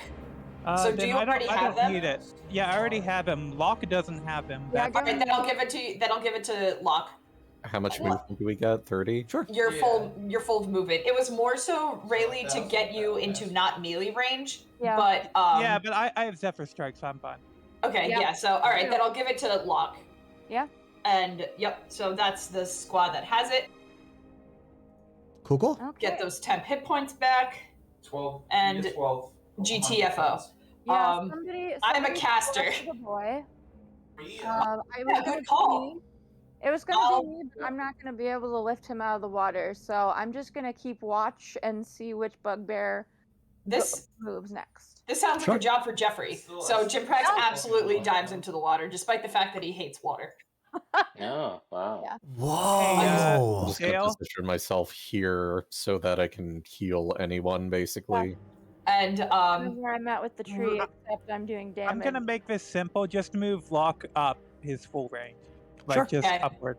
Upwards? And Sure. so, Reese, you get to move 30 feet in like wherever you want to go. And not take opportunity attacks. Yep. Jinprek's a good boy. Okay. So I think that's here. But try and stay within 60 feet of me. Yeah. Oh, well, let me check that real quick. Yeah, that's fine. Sure. A bit like weakened and a little bit like limping here and there. It just manages to kind of like lightly sprint over to the like halfway between you and the next bugbear. Yeah, right now if it got the 5 from the healing word and the 5 from Jimprax, he's about at full health. Also, you are currently, or that bugbear up there is currently within range of me, so if it gets too close, I can zap him. Yeah. So close enough for Gale to heal him, close enough for me to zap the bugbear. One thing to note for rules, temp hit points always get added as temp hit points. So it's not like I'm healing you. I'm just giving you giving you like in the temp hit point section. Correct. There is a difference between actual health versus temp health. Okay. Temp health is just So like it's like armor a or buffer. something. Yeah, it's a buffer Yeah. compared to as if like you're fully revitalized. Okay. Good note. Awesome. All right. So that will bring us off to Rayleigh. What would you like to do? Yeah, give me just one moment. I need to double check something. Mm-hmm. Dale, just a Yeah, quick so I'm recap. going to move right next to the wolf first. Okay. And then I'm ticked, so I'm going to Yeah. tell it to go to and tell it to burn in hell. Yeah. And Good move. I'm going to use a fire arrow on it. Oh, Jesus. Okay. On Oh my God. on which enemy? The one that just hit the wolf. Okay. Yeah. Fantastic. Does a 26 hit? A 26 absolutely hits. Reese, what was your No, question? that 26 actually misses. Reese, what was your question? Yeah, sorry, just a quick recap because I know Reese was there for the dialogue. What was it that we took from this thing that it wanted back? The apples. Apples. Apples. The apples that we Magic used to apples. create the potion to save the boy. But since the Alright. boy ate the apple is part of a boy, so that's why Yeah. it took the boy. Or part of the medicine. An apple is And- part and of to- a boy. To give this creature its strongest possible argument, what is so great about these apples for it? It's the only thing that's keeping it alive. But it's Ye- not even alive anymore. Which So- kind of makes me wonder why these minions are still Are attacking still us. fighting. Yeah, that's kind of We what could I. Revenge, maybe attempt maybe. to do something about that. But it did, in its perception, it did need the apples to survive itself. But It would have been Okay. banished from this realm if it lost the apples. So it's Okay. like a magical affliction. Hot take, I feel like we're the bad guys here. Yeah, we are the baddies. that is interesting. But and again, but why did it? Why is it? They almost killed my kidnapping and dog, putting the River boy Baddies. underwater?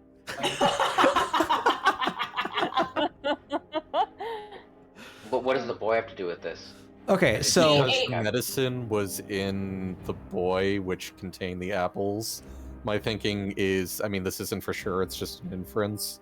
He was probably trying to extract the magic out of the boy. Whether that was going to be successful or not, I don't know. Okay.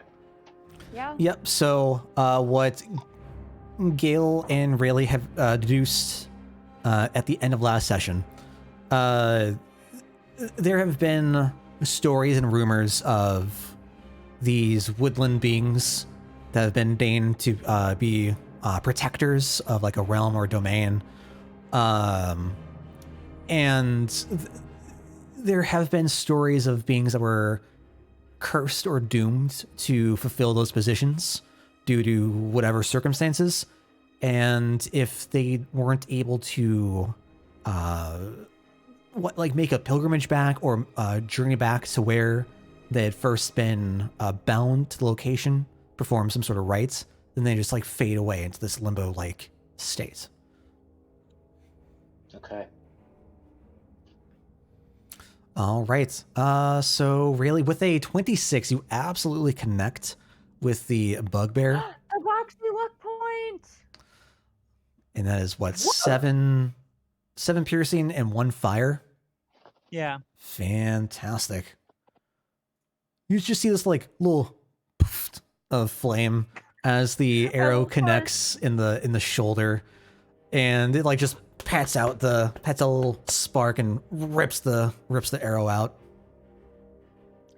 I gotta say, I love that as soon as you made that whoosh sound effect, Minnie leapt across the screen at the exact same moment. Oh, perfect. Rayleigh, is there anything else Minnie that is you'd like to do? arrow. I'd like to hug Locke and tell him, "Don't worry, I'll hurt him much worse." Yeah. Locke kind of like just like nuzzles into your neck and gives a little like soft whimper.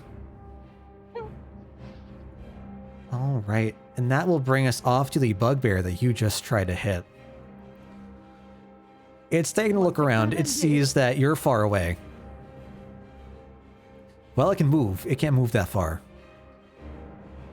It's gonna try to head off to Gale. Oh, you Oh, boy. bitch. And it's gonna bring up its hammer. Just try to slam down. I guess it's gonna like try to like swing upwards with its momentum, try to catch your feet, Gale. Okay. And that is going to be a... Does a 16 hit. You bet it does. So as it Nice. begins to like just lumber towards you, these long strides, these like long, slow strides, it's dragging the hammer on the ground as it just swings upward, connects you in like the your waist, going like diagonally across your shoulder. You take 19 bludgeoning damage. How much Ow. Yes. temporary hit points did I get? 5. 5. Yeah. Okay, 5. so. And how much damage was that? Uh, More so than minus 5. minus the temp HP, 14.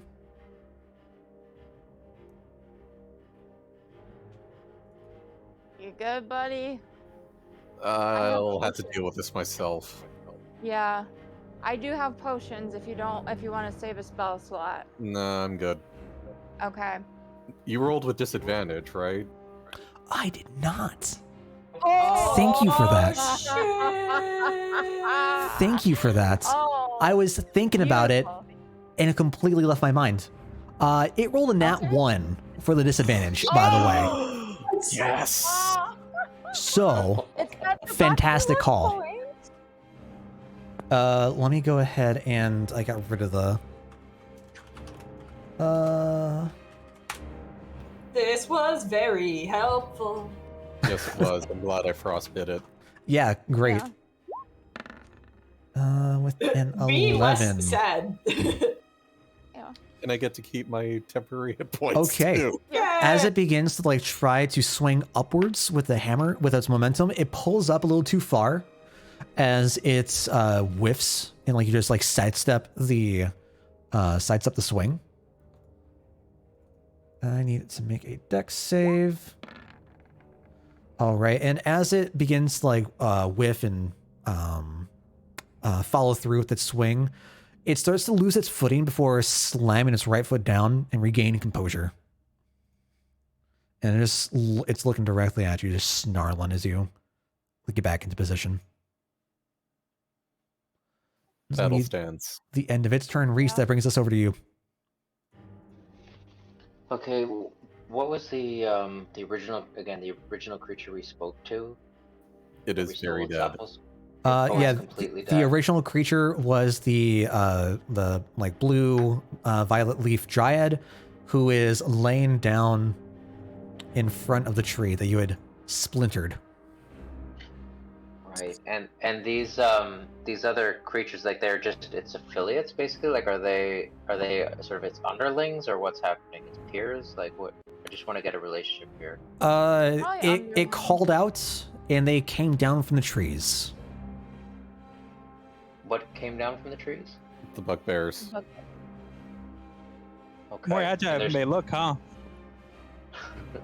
and there's 3 more of them left. There are 4. 4.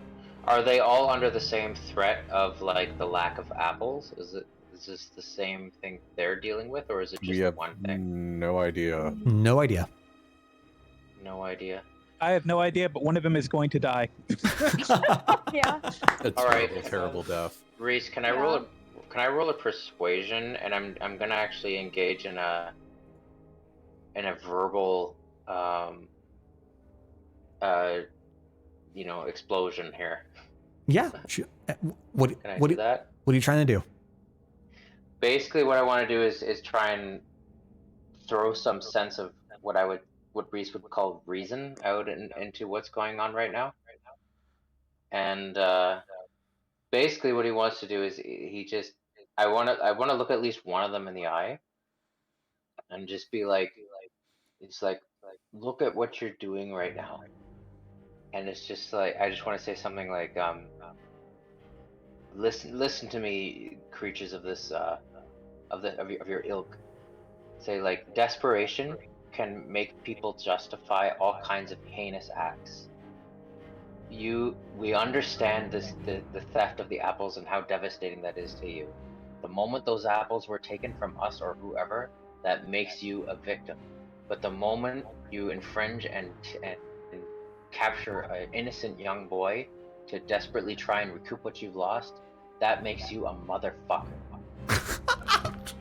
And it's like, and I just want to say, like, turn back your actions now. This is silly. There are multiple other ways that we can solve this issue with your what is it, their soul that's being taken? They're slowly being diminished from the lack of apples. I'd say as far as like the dryad itself, yeah, it's if it doesn't consume whatever it brought with it here, it just fades away. But that's Yeah. the dryad, not the bugbears. Yeah. Oh, so what are the bugbears doing then? Why do they They're care? just We the don't- muscle We do for all not we know. know. We have no idea. Okay. Their Yeah. motivation is So Reese- unclear. Reese literally says, guys, if you're just hired muscle, your leader is dead, and his motive is corrupt and of the worst kind. We had a chance to negotiate with it to potentially, restore a Oh my legitimate God. cause, but it's over now. Like, for God's sakes, like, let us rescue this innocent boy. It has nothing to do with what's going on. This is your last chance, is basically what I'm saying.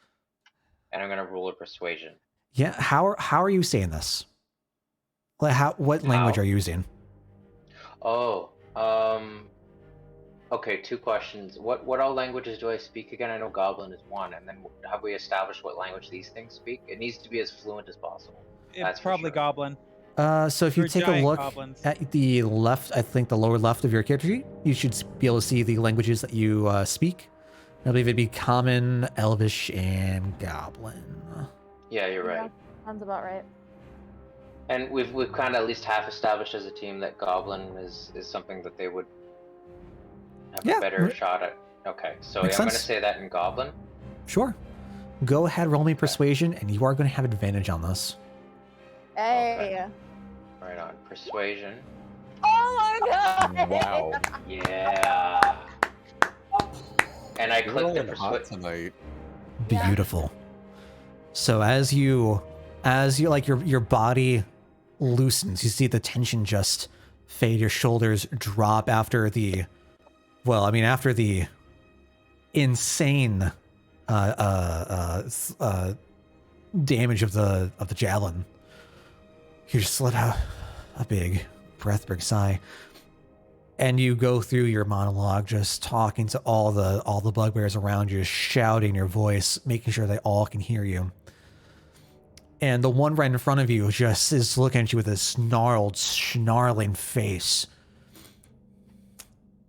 And over time, the snarl just drops. And you see it begin to blink. And you see a bit of the like yellow gleam in its eyes begin to retract as it begins to lower its stance. Scratch its head with its offhand, just look around. cock its head at you. Motion off to the others as the others drop, looking very dazed, very confused. Oh. Okay. Would have been interesting if I tried to cast Charm Person on them. I wonder if they're being charmed. I don't know. Would be a question. And I will say, for the time being, we are out of combat. Wow. Okay. I am. I'm gonna bolting call on over. the pressure and see where. I'm gonna. Two are bolt on me over right now. here. Like, I want to see like what's going on with the kid. Oh yeah, Jimprax is splashing in the water, attempting to locate body. I am going to go over to Gale to try and get him to heal the pupper some more. Yeah, Yeah. you gotta tell me twice. Yeah. Sure. So as you all are breaking off into your own little groups, Reese, what are you doing? So it's not just the one in front of me. The majority of them have sort of. They're all. Yeah. Okay. Yeah, they're. So my last. I was gonna say they're all just like, they're at this point kind of motionless, like blinking off into space, just trying to like get a sense of whatever is happening right now. Okay, the last thing Reese does is he looks at all of them individually. This is gonna sound cheesy, but he just looks at them individually, and he just, through just pure look on his face, tries to look at them and just says like, "Stop this nonsense. There's no advantage. He's dead. It's a heinous act. Just stop. You're Just going to lose. stop Just it." stop." Is And one of then them once still that's done, I technically literally Queen's put terror? my axe. I put my axe away, and I just continue to try to wait around for the boy wherever he might be. Sure. So you can join the others in their look in the pond. See the one that you were right in front of begin to, like, its hands or its arms like fall to its side as it's looking around. Greg need us. Go. And it's gonna begin to turn around and lumber back off between you. And the other bugbears are still leaving. As far as like the one that ran away from the hideous laughter, or from the dissonant whispers, it's still all the way up to the north, just kind of like shivering behind a tree. And as it hears its leader's rumble of a voice, it's gonna like compose itself. And Gale and Rayleigh, you see it begin to like just slowly look around outside the tree and just begin to head off. As they Scary begin voice to man is currently walk deep in away. the water. It's fine. All right, so we can go through with the healing for the wolf friend. Back up to full, all set to go. As you all take a look in the pond, Sev, Reese, Jimprax. Jimprax, you had a general idea of where the boy was from when you sent off the bugbear flying away from you. Whee! And you can see this just like curled up, like cloaked figure in this sort of what appears to be a bubble in the pond. Okay. Can I pierce the bubble? Like if I go to try to grab him, like, is that possible? Are you trying to pierce it, or are you just trying to like reach out at him? Reach out at him. I assume I'm trying to see if it's like permeable. I'm not like purposely trying to pierce it. No. Sure. As you are like trying to reach out, put your hands into the water, it's a very odd feeling for you because you need to go like a good, like, I don't know, elbows distance in at the very least. And you just have like the water like brushing up against all your scales. As you try to like reach down, put your hands around the bubble, it gives, and like you can grab it. It's kind of like a balloon, where like you can grab it, and there's a little bit of tension, but it doesn't just innately pop. Okay. I think I've got him. He's encased in something. I don't know what this is. Take him to shore so he. I don't know if I can. Can I, like, with this thing around him? Should I break it? Is this what's keeping him alive? Is this? No, just take the whole thing out. I'm making an Arcana check on whatever this is, Sure. cause it's something. Okay. With the 16, you could tell this is some sort of shield, some sort of like wall to prevent the water from coming in, so the boy is kept alive. But at the same time, as you're taking a look around, you see that he appears a lot weaker than he did, as if some sort of force or energy has been drained. So the bubble's just to keep him from drowning. Let's just get him onto dry land. Sure. Don't worry about popping the bubble. It's just to keep him breathing. All He right. doesn't look very good. I am afraid that the extraction of the apple magic may have taken a bit of a toll on him already. But get him back to shore. Wonderful. All right. Yeah, I'm gonna try to, do my best to gingerly carry him out to shore.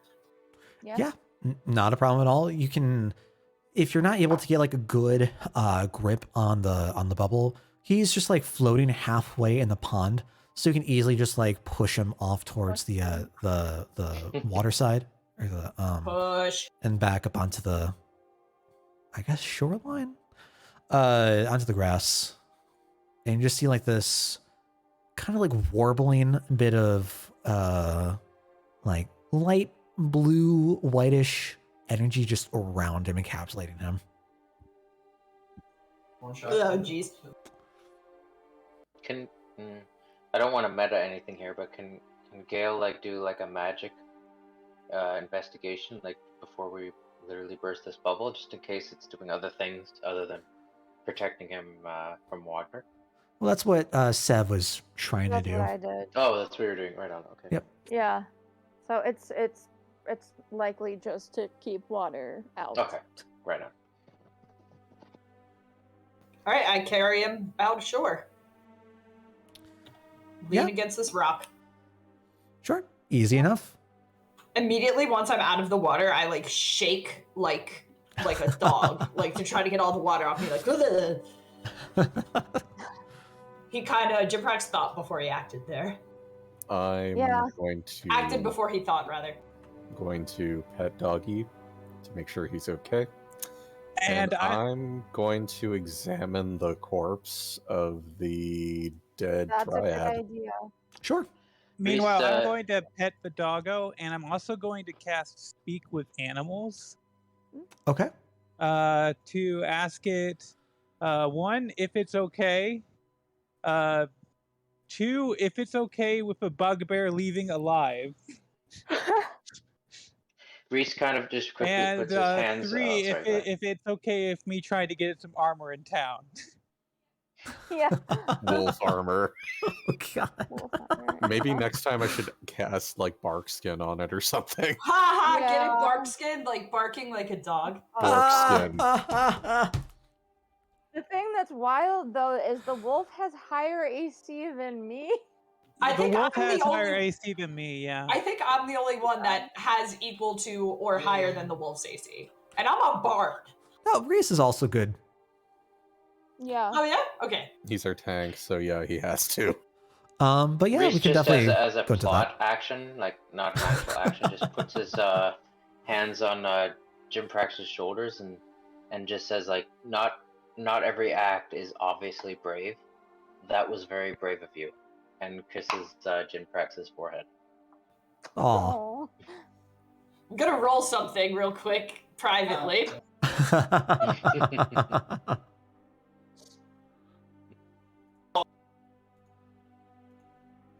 Oh boy. Okay. Oh boy. What is this? Just something I'm keeping track of in my own brain. Oh, what is that? That's funny. Oh no. Whatever it is, it's bad. Hannah. No, dude. So Okay. as you cast speak with animals, Rayleigh. I'm sorry. What are you asking once again? I had 3 questions for it. 1, is it okay? Mm-hmm. 2, is it fine with that bugbear leaving here alive? And 3, if it's okay with me getting it some armor in town. Trying to get some armor in town. So as you begin to cast speak with animals, you see that Locke is once again beginning to like stretch a bit. You see a bit of a yawn, like its tongue is just like hanging and flailing out. It begins to just like shake around. It begins to answer back, struggling to pronounce Locke. It's just like Locke. Fine. Rock. Bugbear, lanky thing, leave. Okay. And it just kind of like, as you begin to ask it about armor, it looks at you and it just shakes its head back and forth inquisitively as it begins to like just sit down on its hind legs. No, understand. Doesn't know. Dog Yeah, armor? we'll have to see if we can get you something to wear on the outside just to help keep you a little bit safer next time. And I just want to spend some time petting Locke. Yeah, absolutely. All right, and Gale. I'm going to investigate the corpse of the Dryad. Sure. So basically, what I would like to look at is any sort of residual magic, if it has anything on its person. I can come over and help with that if you want, like, assistance on the rolling and stuff. Yeah. All right. Sure, I can like call over to Sev. autopsy.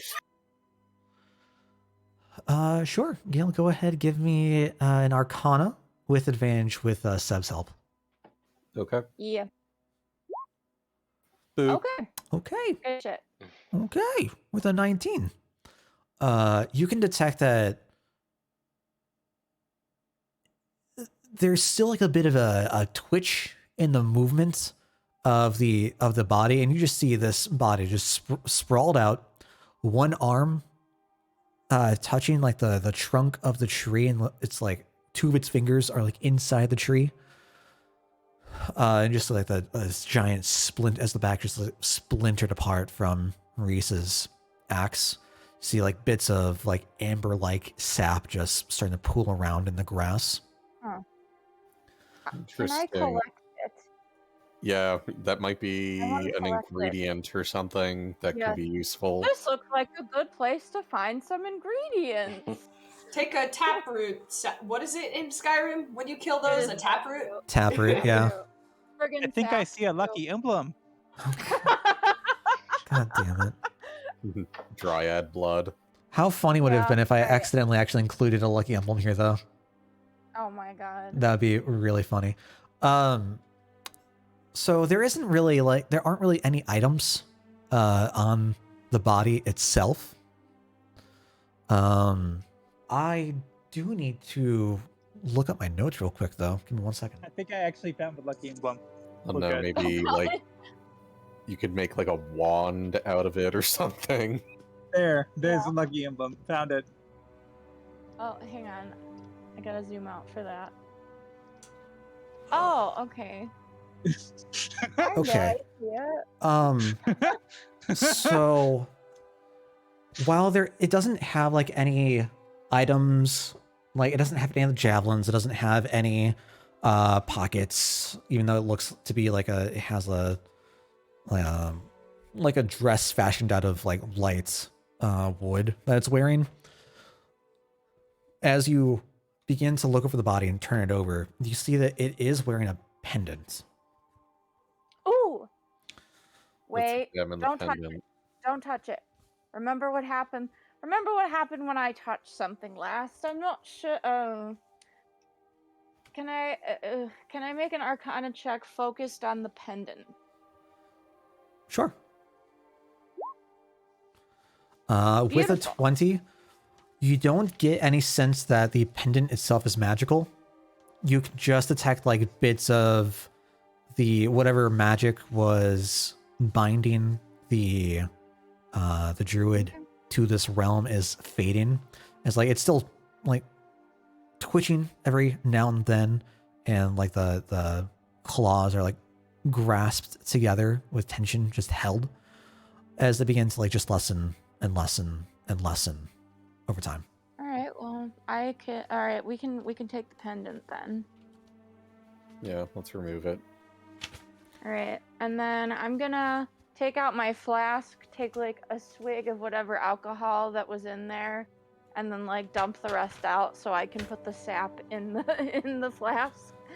Yeah, sure. Yummy. You now have a flask of dryad sap. And as you take a look at the pendant, Gale, you see that it appears to be finely crafted. It doesn't look new. While it's been finely crafted, there are ornate details in the pendant. You can tell that by its make,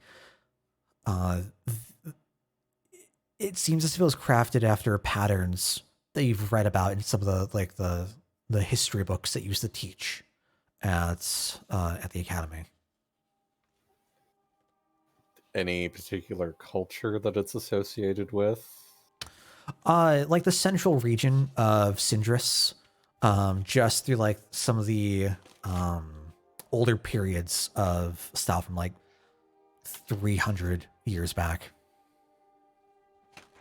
So maybe some museums or archaeologists might be interested in this, or we could sell it for a ton of money if it doesn't have some kind of magical application. Yeah. Yeah. But I think we should at least hold on to it until we can figure out more about it. Yeah. There are initials that are carved into the into like the top of the pendant. I'm trying to look through my notes to find what those are, but I will get you those. Does anyone once just I put get their there. actual name on anything in this world? I mean, god damn Right. So I'm Wouldn't that realizing be something. convenient? The kid wasn't the person in the hood, right? That means there's still another body here.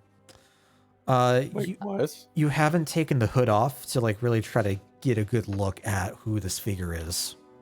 Yeah, Oh, I okay. feel like. Yeah, Is it we haven't still in the gotten to that bubble? yet. It is still in the bubble at this point. Yeah, we just fished it out, and Jim Prex and Reese had their moment, and there's just this boy in a bubble. Okay, boy. so I'm gonna trust bubble that boy. everybody's good with what they're doing, and I'm just gonna walk around with Wolf for a bit and look for apples, fruit, acorns, or anything to gather while I'm here. Good call. Sure. As dark as this sounds, I'm almost curious if we should, harvest this dryad for magic components. I mean, I thought that's what Like Seth did. No, Yeah. I mean, like, literally chop it up and see if its body could be used for anything. Jesus Christ. you know what? I'm good with that. Like, if there okay, is- first of all, surely I'm obviously good with that. You don't have to ask me. It's the rest of the party you gotta convince. I don't think I Jim am- Prex cares because to him No. this isn't like a humanoid. It's not like a humanoid. I but, would be Right. confused if Gale would care. Yeah. I don't know. This is kind of where I might need Dale's help with. Do you think a druid would know if, like, a dryad's remains might have some kind of magic value? I don't think that you would innately think that the body itself would have value. Maybe some of the sap that leaked out could be used for some sort of concoction, though. Okay, in Yeah, that that's case, what I I'll thought. just help Sev harvest as much of the sap as possible then. Sure. And for the foraging, I'm assuming that I get advantage since I'm in my key terrain. Yeah, absolutely. Go ahead and give me a survival. Oh, it's survival, not Yeah. nature. Okay. Oh, Let me go ahead. Yeah, and yeah. Trying do to see that. like what you can pick up and harvest. Yeah. I'm slightly better with survival anyway, so. well, it's a good thing you have that advantage. And what all are you looking for? I'm looking for like fruit, nuts, things like that, acorns, whatever. Maybe potential partial magic apples that may have started appearing. How Yeah, long do they that- take to grow? Remember we last here? They grow at like very specific points of the year. I don't know if Gale would have memorized those facts from like past research. Yeah, I don't But I have a think 17, you all were so if they're- told when they pop up. Not like specifically, but we sort of know the conditions as to how they appear. Right. You I do rolled know a that they're 17, called but midnight yeah, I'll probably apples, notice. and like they would appear in this realm only when the moon was directly a new moon was like directly not new moon full moon was directly in the sky. Yeah. And I guess we might not know the lunar cycle now unless it's just not the time. I mean, from the previous night, I mean, this is like a week and a half, roughly a week and a half after. So we're approaching like the wait-in status. Okay, in that case, it's not anywhere near. We'd probably have to wait like a month. Yeah. I cannot. So I rolled a find- 17, so. I Yeah. cannot find my notes for this dryad, so I will get you the initials next time. But it's like Is there an A though? there's no A. It's no A. like a middle school carving, though, right? When you have like the Oh, hearts and two people's initials together. Huh. Hmm. Well, maybe our jeweler friends can figure out where this is from. Perhaps Arthur could tell us about this sap. Buy a bit of it off of us. Get some coin. Or maybe its remains might be of value to him too. I'm not against taking it back with us. It can't weigh too much. Just break it into pieces, put it in the bag of holding. And Just if in it case. has no value, we'll have some fancy firewood. That's As dark true. as that sounds. So are you taking the body itself with you? Yeah. Okay. Yeah. Okay. Just shove it in the bag of holding. Yep. I mean, if it's too big, I guess we could Yeah, ask it Reese is- to be a lumberjack. It Yeah. is definitely too big to fit like the entire body in. Like it could get like a leg in, but then you'd have to worry about like the other leg in. It's gonna Yeah. like buckle around the knees together. All right. I'm gonna call over to Reese. Oi mate, can we get a bit of help with that axe of yours over here? Please? Yeah, am I to respond to that? Yeah. Okay. Just a quick question. Like, have we bursted the bubble that the boy is in yet? Have we done that? No, we haven't. No. Not yet. Nope. Okay. Well, Reese is clearly has his mind set on that task right now. Wait, but I've got an idea. Wait, Gail, do you think I could get one of those the javelins? Please. I've got an idea. Sure. I think I might know where you're going with this, but I'll hand you one of the javelins. Cheers. Alright, Reese, let's switch places. Ah. You with your axe over here, I'll help out Jim Prax with the boy. sounds Here, good. give this to Jim Prax. They give you the other one. Oh, cheers. Okay. Yeah, Reese just follow suit with that. Sure. Yeah. Easy enough. So Reese, I mean, are all you're looking to do just like cut apart the body? I Reese's priority is to get the kid out of the bubble. Oh, But if handing the axe to whoever to I'm do not the gonna be able to Well- use the axe if that's where you're going with that. Seb's Oh, looking to okay. trade Probably places. could. Yeah. So I'm gonna help open the bubble if you go take your axe to help. With Oh the right, yes, yeah. So yeah, Reese will do that. Okay. Actually, before you do some shopping, I'm going to take out one of the Carney wands and cast Prestidigitation Yeah. on the body, just so that some of the soot comes off.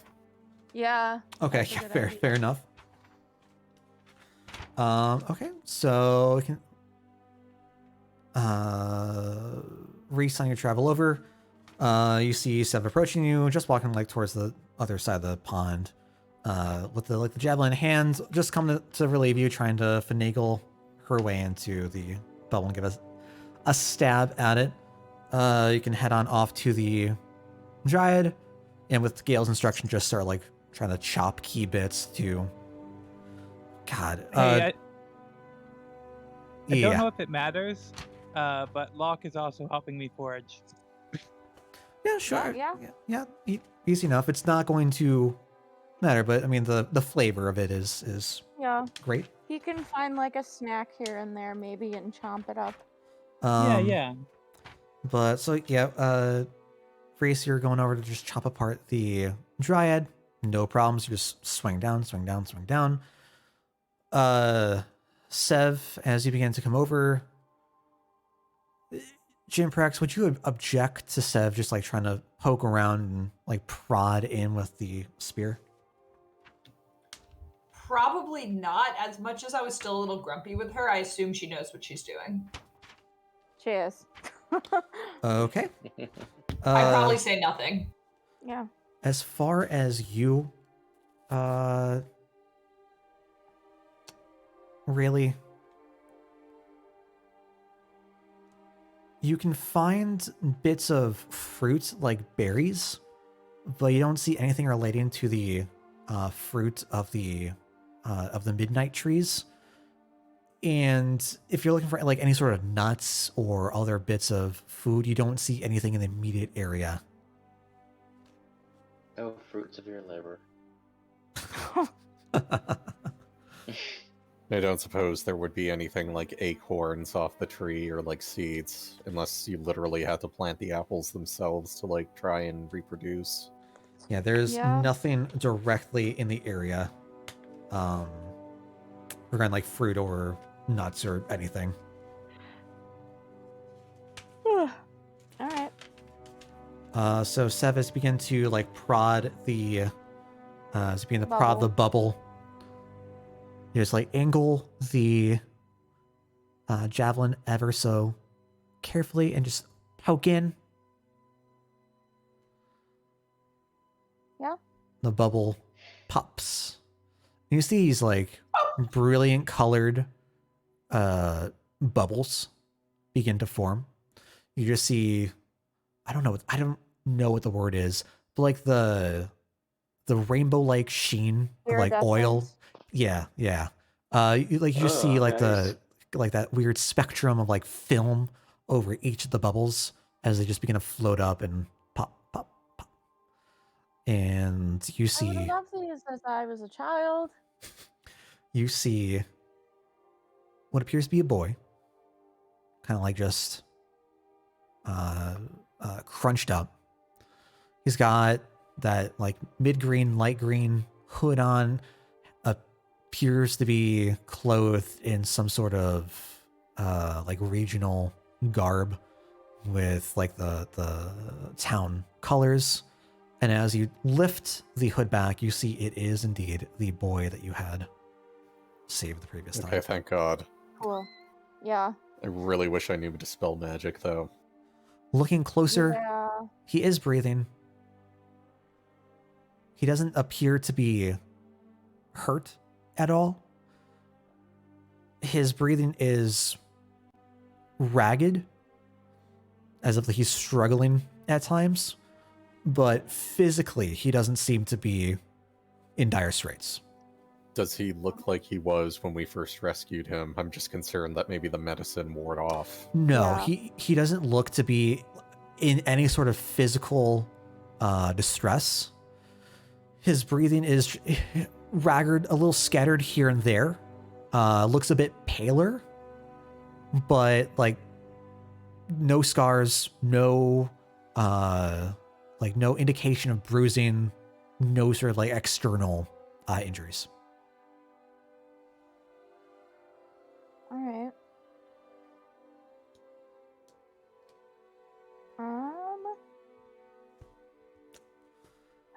All right. Well, Console him. Console him. suppose we should be getting him back. See if Arthur can see what needs to be done.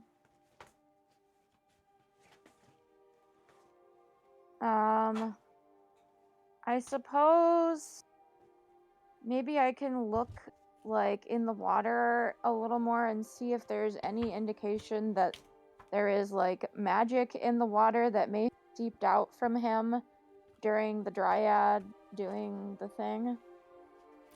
Sure. I mean, as you go to take a look at the water, begins to like just wade in, comes up to roughly about your waist or so. It doesn't seem like there's anything magical about the pond itself. All right. I'd also like to look at the water for a moment. Is it still cloudy or anything?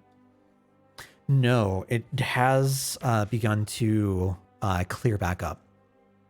So as me and Locke have been finishing up foraging around the trees, I'd like to look and see inside the lake to see if there's anything that's of value there. Hopefully it's not just like a ton of corpses. In the water itself? Yeah. Yeah, no, there is nothing. There are no corpses. You just see a like the sand lead into the Rocks. yeah, into like the debris, not the debris, but like the sediment of the pond with all the rocks and pebbles at the bottom. Okay. Should I do a roll for that, or are we good? No, all set. Okay. Anything else you want to look for before you head back?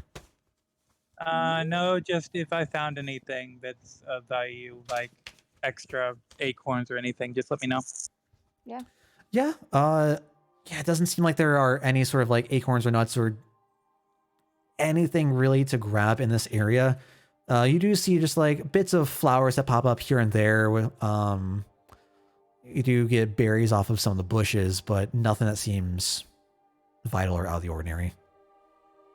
Okay, so if the berries are safe for wolves, feed Locke some berries, and also, since he's such a good boy, take one of the flowers and put it in his hair. Beautiful. So cute. You can pick one of the flowers up. Has like this nice like gradient of red to yellow, like red towards the inside of the petals, blooming out, yellow towards the outside. Just like pick it up, just stick it like right by one of the ears as it like sets itself in the fur, and as Locke begins to move and pant walking about, it does fall out every like now and then, not really having anything to be like set into. Like keep like picking it back up, putting it back on. Okay, so I'm good now. Cool.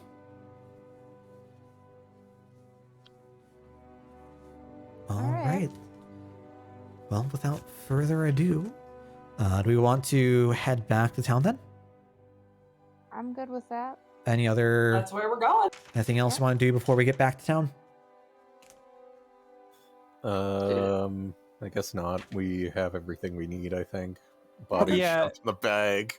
Did we pick up all the weapons that they dropped? You can. What would that Well, be? yeah, I'll take my javelin back and make sure Oh, yeah. Rex gets the other one. Yeah. Sure.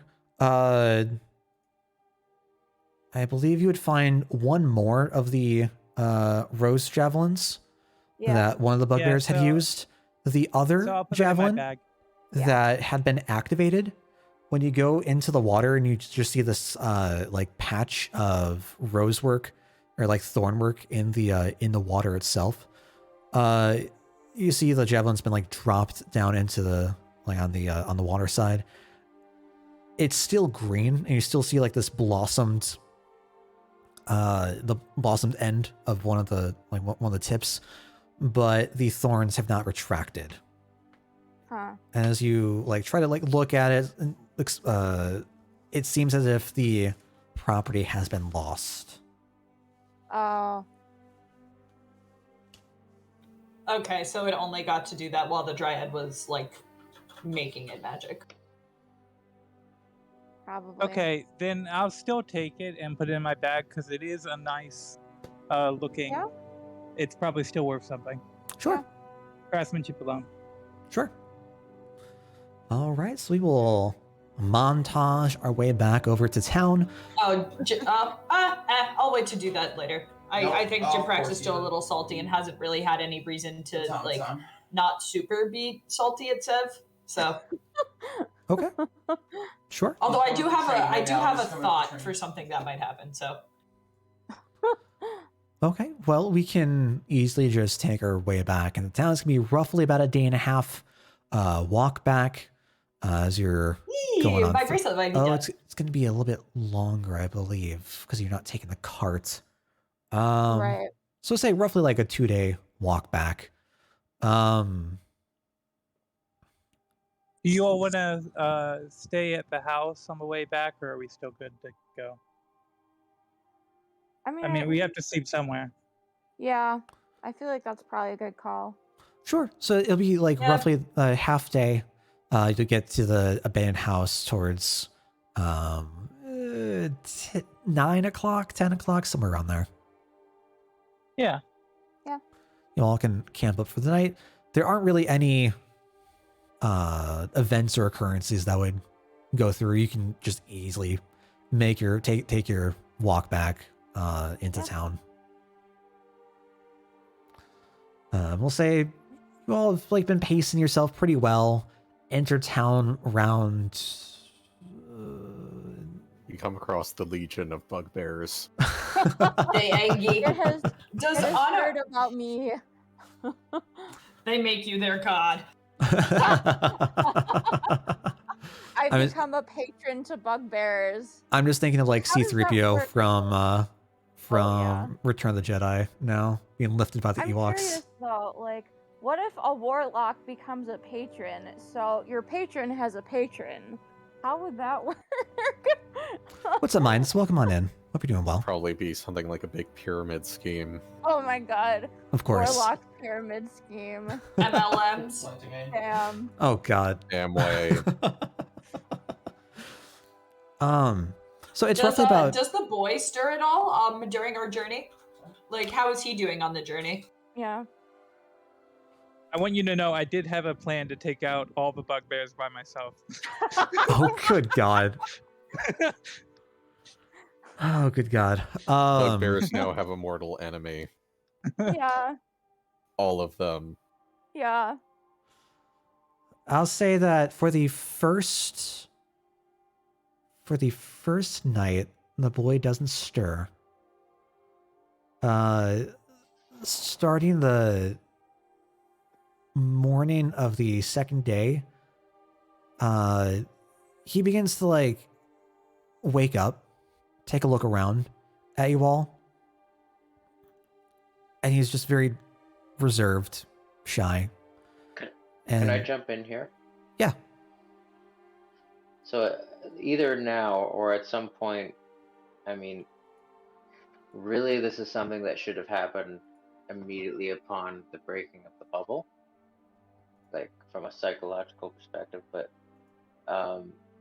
Reese just kind of goes up to him and says, you know, in a way that as non-threatening as possible, and just says, do you remember when we first met you in the hotel and we said you were safe now? He just says, like, we meant it. he just kind of looks at him and just is like, just sort of like, this is confirmation of what we were talking about, that even in like the worst type of danger that you probably don't even understand, there are people out there who are helpers that are there for you. On a similar vein, maybe now that we've hopefully won favor with the mail after that circus incident, maybe we can request a guard be posted. Yeah.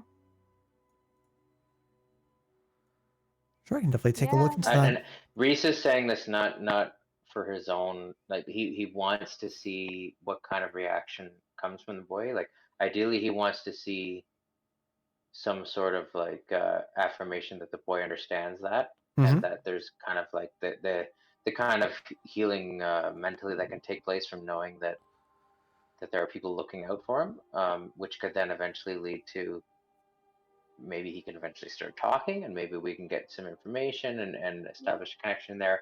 But like, just first point being, just Reese just says that for the pure purpose of just he wants to see the boy's reaction to that.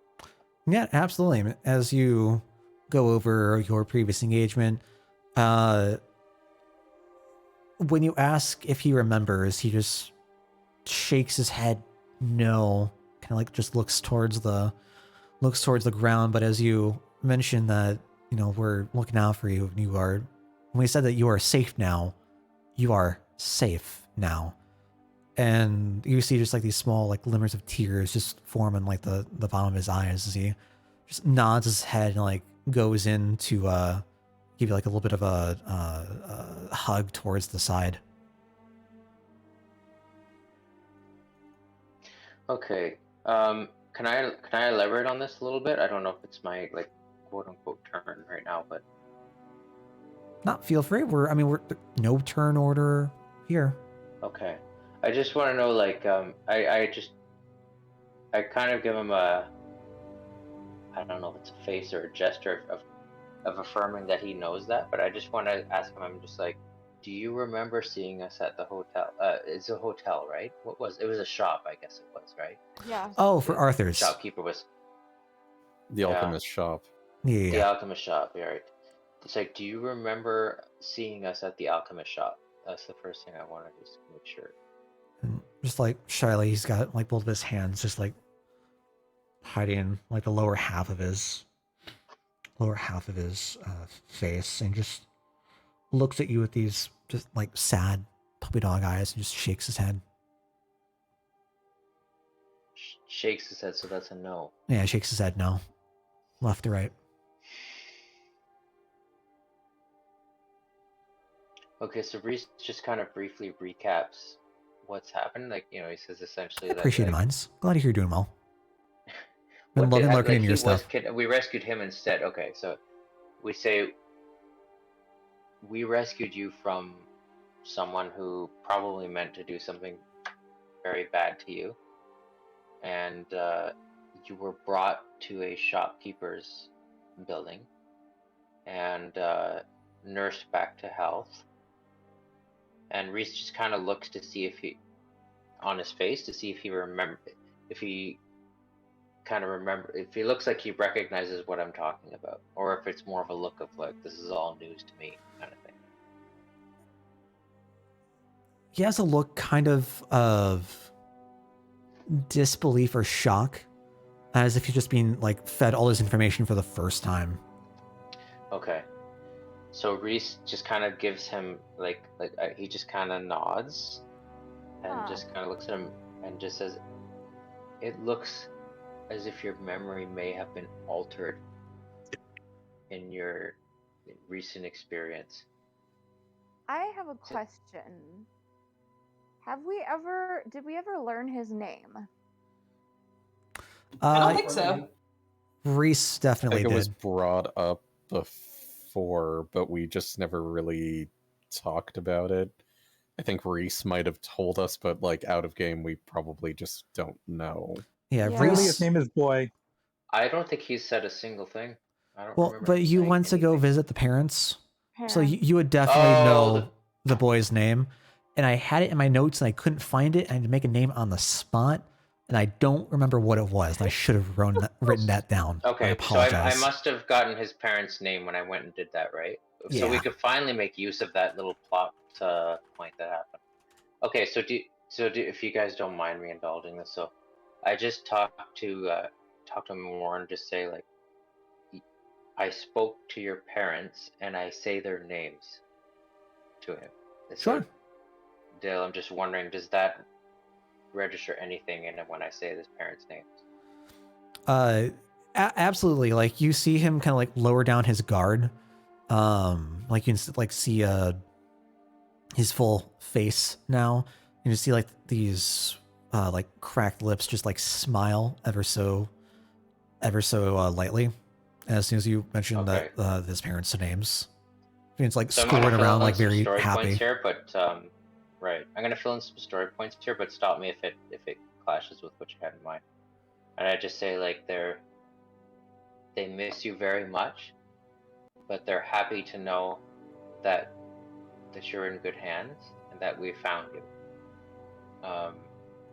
It seems as if you've run into some trouble yet again, and it seems to have affected your memory. Say what? And I'm just gonna say it's also worth noting that we haven't yet heard you say anything. Say if you feel comfortable talking to us, can you tell us the last thing you remember? I have an idea if he doesn't say anything. Okay. Does he say anything? Yeah, no, he just looks down, kind of like just like fiddles with his thumbs and just shakes his head once again. I'm going to say to him in message so that he may respond mentally. Once again, what was the last thing you remember? Oh fuck! What's the last thing he remembers? You broke Dale. I did. Oh no! I have a mundane solution too. I have a pen and paper. Yeah, that's true. Me having message is going to drive Dale crazy, and I can tell that now. He responds, and even though it's a mental blank, very, very quiet and timid. Feeling cold in a dark place. He said that he was cold in a dark place. Reese just kind of looks to Sev with kind of a surprise and a relief, like, oh wow, like right on. That was good on you to sort of do that kind of thing. And then he goes back to the boy and then just says, "Have you ever been able to talk like this before?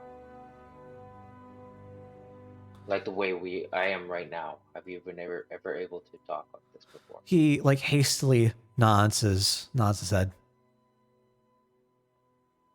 Okay. And I say, did something or someone take away your voice?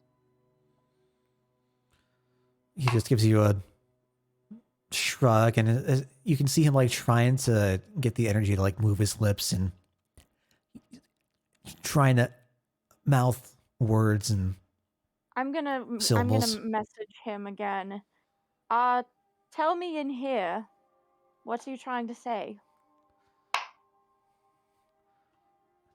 And he's like trying to like look around to see where this voice is coming from, looking back at you, Seb, as you brought up what he said previously. Same timid voice. You just hear him respond. I try, but it doesn't come out. Reese looks at what's happening and then looks at the kid and says, You're being very brave and it's awesome what you're doing right now. Say, does it feel good to talk to Sev in this way? Does it feel good to finally be able to say something? Looks over, like shifts his gaze back to you, Reese, and just once again like hastily nods his head. I'm gonna bring Okay, over so- the emotional support dog.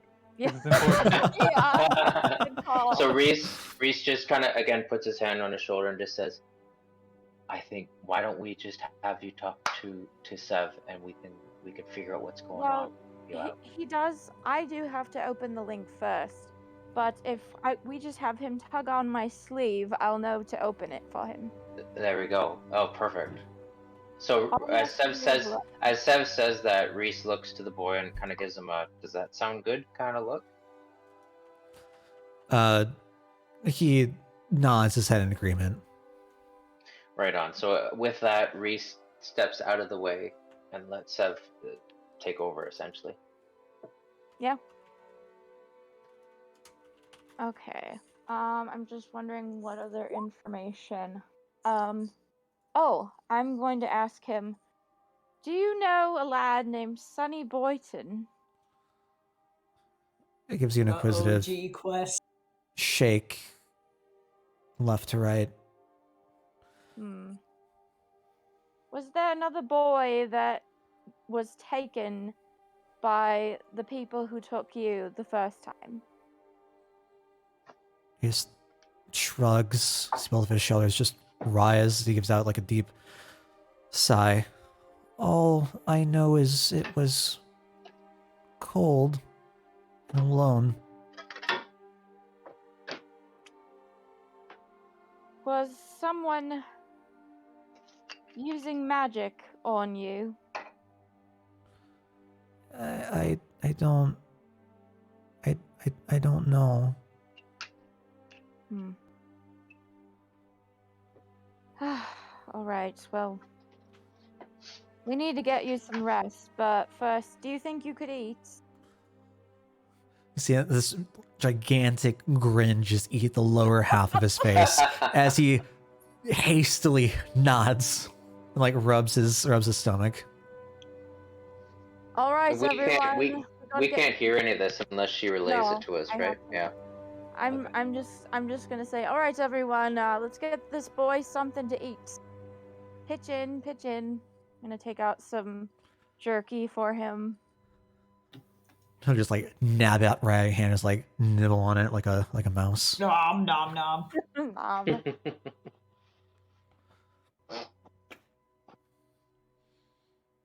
Now I wish I had good berry. I'm gonna give him just kind of as like, not to bring back old wounds, but the one food I have in my inventory is one of the dwarven rock candies.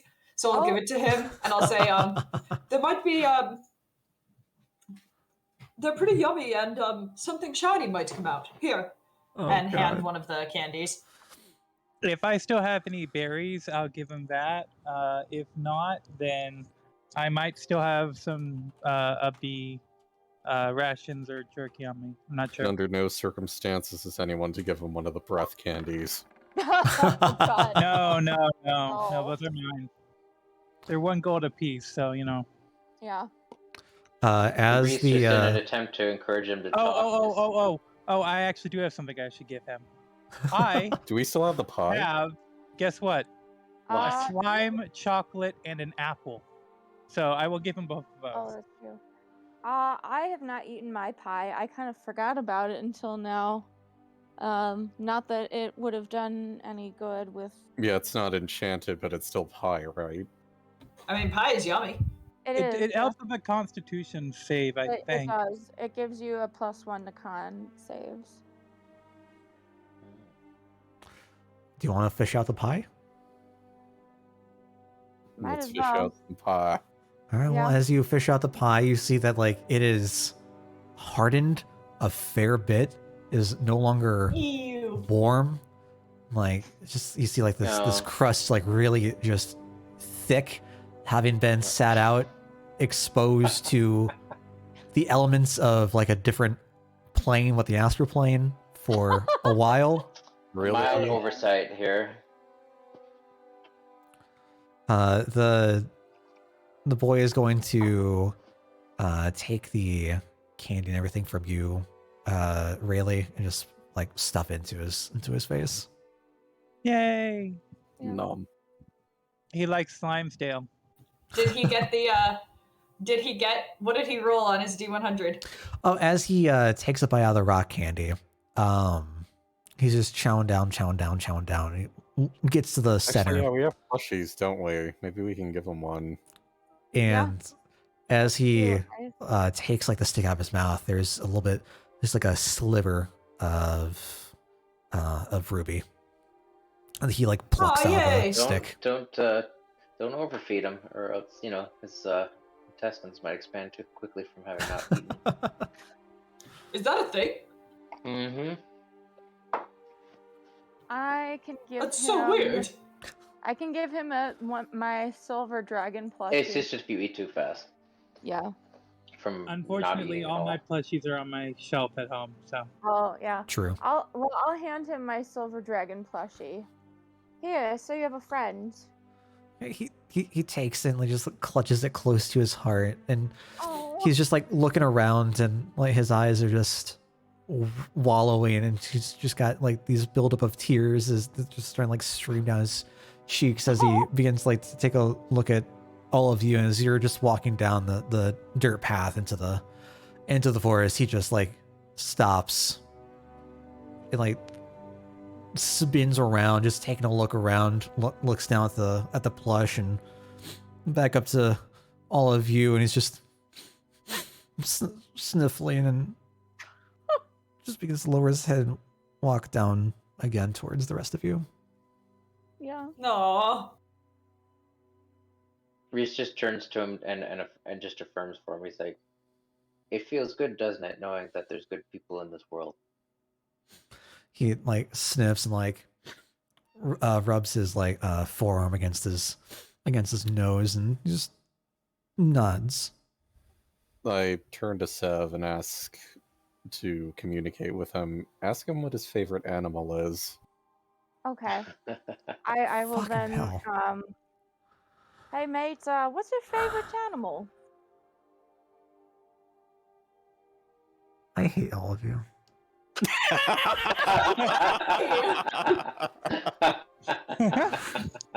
Sorry, out of character. Favorite animal? Jesus Christ. it would be weird if it was in character. Right? I fucking Yeah, I hate know. all We're of just you. having this emotional moment with this guy. I hate all of you. I've And never, he would have spoke, so that would actually be a good sign. I've never once thought about what this kid's favorite animal is. Well, Dale, what's your favorite That's animal? A cat, obviously. I don't Meow. Yes, know. Dale, let's project your inner child into this We're just character. trying to Let's give- do it. Gale a bit of a soul here. I mean, come on now. It has to be non-flying and non-swimming and have a certain challenge rating so that Gale can transform into it. Okay, so I think I'm kind of half expecting him to say something like a doggy or a kitty, but like, so I'm thinking something more fantastical. Something like a griffin. shit, I can't do Yeah, that. that's not happening. Griffin. And like as you ask him the question, Sev, he just like begins to like stop for a second. Like his pace slows down, brings like one of his hands to his chin, just starts like thinking, and just hear this bit of a response. I think it'd be a griffin, like what some of the soldiers back home have on their shields.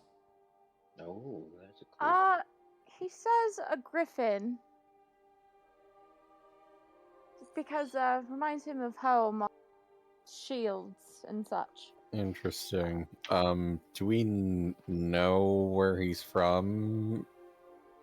I guess We should know that give us because I a visited hint. his family. It's my So second favorite animal. if we could, Anyway, if we could quickly extract What's the your lore favorite animal? That's of a challenge rating of 1/4 or less. I can salvage this. I'm gonna pull out one of the wands of prestidigitation, and make a firework in the shape of a griffin. There we go. I like it. I like it. and we'll say this is like approaching towards like the end of one of the nights, like the second night, as y'all are making camp, and he just like gets up and starts like chasing the different like bits of sparkle and light around. As like claps his hands and like points over to you, Gale. I was hoping I could transform into something, but I think a griffin is a little above my pay grade right now. Oh yeah. I say this in character. Hey, fireworks, that's a nice alternative. Good show. Jimprex has been kind of like quiet as this whole thing goes down. Like kind of watching everybody, like he didn't really have much to offer.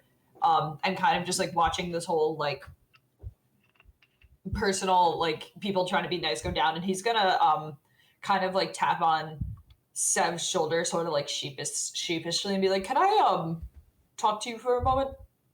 Yeah. What? I think maybe I'm confused. Why are you being so nice to this boy? I have no reason not to be. I mean, he's hurt. No, maybe I'm... Where I come from, it is not good to try to take people's money or kind of scam them out of some stuff, but clearly you care about this kid, and clearly you're not bad. I know that I kind of think in black and white sometimes, so I just kind of want to understand, maybe? Well, to put it this way, the kid doesn't have any money that I could even take. And I say that not only to mean it's impossible for me to steal Appreciate money mines. that Enjoy he your doesn't night. have, Enjoy your dinner. but I have no motivation to take from someone who has nothing. But there are people out there who have plenty, and sometimes I don't have enough, and that's how I've always had to get by most of my life, is taking things where I could get them. And that's how I survive. But this boy here, in a similar situation as I was when I was younger. So I have no reason to steal from him when he has nothing. Jabrax kind of like takes a beat, like especially hearing the like, you know, having to take from people that have like had stuff, and kind of like thinks back on his history of like the absolute frivolousness and like extra of like, and like surplus, and kind of yeah, being a rich bitch. And says, oh, my camera just died. 1 second. All right, I'm back. And kind of thinks to sort of kind of like takes a beat to think to himself, and says like a little bit sheepishly and a little bit under his breath, I'm sorry for what I said, and kind of walks off. Wow. And I'm just gonna send a message so no one else but Jimprax can hear this. Don't worry about it, mate. We're okay? Yeah. Cheers. Cheers. See, this is my favorite part of any book or any show. You know, like the major plot developments happen, and then there's these little in between moments where things just kind of pause, and we get these little character development parts. Yeah, it's right on. Good stuff.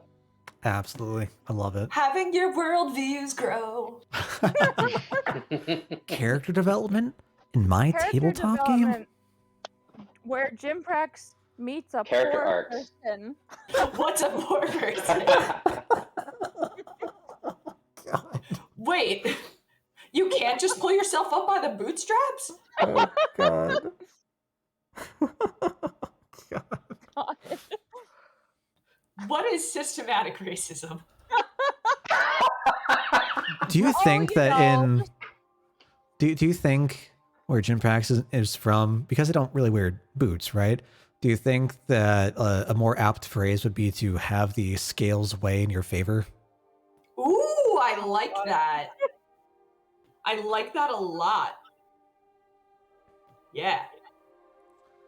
I do like that Jimprax has been in a place that has very few Dragonborns. So she probably has been somewhat looked at differently. Yeah. And yeah. yet, Oh, he yeah. is dense enough that she hasn't figured out systematic racism. No, he's a doofus. Like, I think like it takes a lot for him to like put two and two together. Like, there have been people in his life that have not had money, and he doesn't really like get it. Like, he doesn't. It's not like he's like one of those rich people. Like, and I hate to admit it, but I was like this, and still kind of like unlearning it, where like money isn't an object, so he just assumes everybody has it. Yeah. Mm-hmm. I think we can all hit that. I feel Oof. we can all like that just hits us all in some type of way. Yeah. I'm so sorry to bring politics into this Dungeons and Dragons podcast. Oh, just wait till It's you meet my gotta happen parents. eventually. All right. Well, is there anything else that you all would like to do on the journey back? Any other questions for the boy? Nope. Okay. Give Locke lots of pets. Yeah, easy enough. Locke's just like Questions for the walking boy. beside yourself. I mean, as long as we don't have any encounters, I'll just be cheeky, shapeshift into a wolf, and maybe play with Locke. Yeah, Yeah. sure. Locke looks as happy as a wolf can look, like discerning its facial expressions. You see Locke just like very That's playful good. Thank God we saved him. and like swipe at you, like pat down the ground with his behind in the air, just like wiggle around. Very, very We dog-like. probably can't communicate with each other, but like I'm assuming this is all like body language. Oh yeah. Yeah. One last question for the boy. Yep. Mm-hmm. So I guess he's just sort of still looking. If we're still looking at the fireworks, I guess they're still happening, and we're on our way back or whatever. Sure. And I just kind of look at him. I just kind of give the impression that I have a question to ask him. I just want to, I want to just sort of indicate to him that I have one last question to ask him, and I just want to see his reaction, Dale, to that. Sure. Yeah. He's just like looking at you with kind of like blank eyes, waiting for you to respond. Okay. And I just say, you could speak to Seb about this if you want. But here's my question. And I just said, what do you want right now? I will then go ahead and relay. I will open the link. Go on.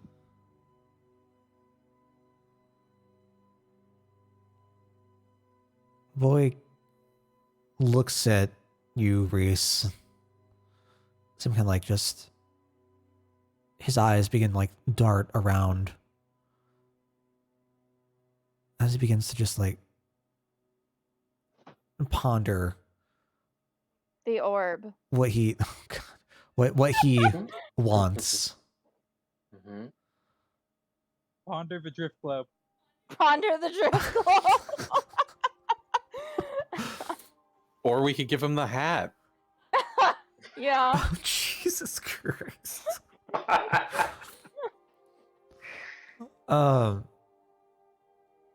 It's He'll- just kind of a question, like, like before we move forward, before we do anything else, no one's asked you this yet. What do you want right now? In a sense, because he's had all of his sense of independence and control taken from him recently. Mm-hmm. Yeah. And as nice as it is to have people help him out, there's still this sort of sense of he's being just sort of led by these forces around him. So I want to take all that away and just ask him, what do you want right now? Yeah, the boy needs agency. Yeah, see, like again, you see his eyes just like flicking around as he's just lost in thought, just trying to figure out what he wants. It's been so long since he's thought about anything for himself. And Seb, as you reach out, you hear him respond. I want safety. Tired of feeling alone. I want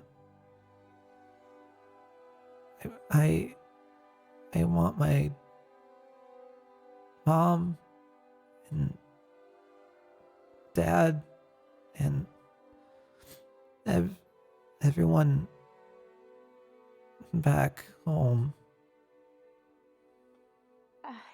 He's homesick and he wants safety.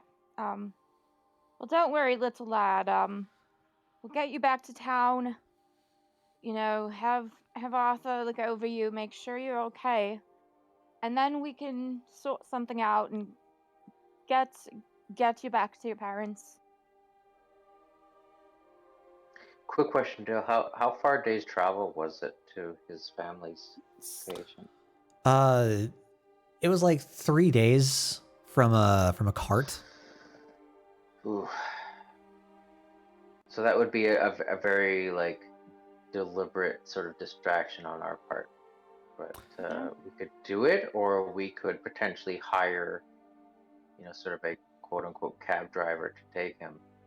Or Sure. we could do it ourselves. Personally, I feel like I would be more comfortable if at least part of us went, because I don't know. I mean, Yeah. running into trouble on the road. He's been very unlucky so far. Yeah, Yeah. especially Extremely since we like gave the whole like spiel of like, isn't it nice to make sure that there's somebody to take care of you? Like, I think we shouldn't abandon him after saying something like that. Right, absolutely. And if there's a way that we can align our current quest goals, like if there's something in the general region where we're heading, where we can get additional information, or if there's something, plot wise or quest wise that kind of correlates with that area, that would be great. But other than that, could, I suppose, speak with the guild and see if we could take work on in whatever region, if there's a guild chapter there. Yeah. Perfect. Works for me. Assuming that Dale says there's a guild chapter there. I'm pretty sure there so the startup, you all had gone to Grimsooth. Were told that they weren't taking on new rookie adventures, and then got carted off to Abbey Brook. So that's for sure. So that will conclude the trek back to town. It's roughly early, late afternoon. It's roughly like 5 o'clock. Sun is starting to set as you walk in back to town. You see the most of the business of the day is starting to finally die down, as there aren't a whole lot of folks walking between the different blocks of the city. Yeah.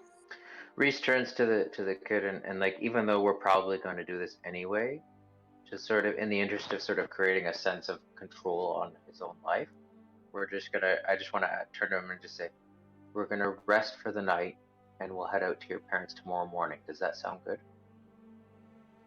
Because all I need is a nod. I don't necessarily need the Seb communication. Maybe we should have Arthur look him over, but if he's in perfect health now, I think maybe he should stay in the guild hall with us as long as it's permitted. Oh, There's he could no stay reason with for Arthur to look over him. Yeah, he could stay with the shopkeeper too. That's cool for sure. Sure. You all want to head off to Arthur then? Yeah, and not only that, but that would give us a chance to kind of go to Arthur and say, like, in dealing with his guilt of feeling like he should have done more. We're like saying, look, like, we trust you. We're gonna let you have, keep him for a night while he heals up, and then we're gonna take him tomorrow morning back to his family. Sure. Yeah. Fantastic. And I want to Uh, ask about the sap.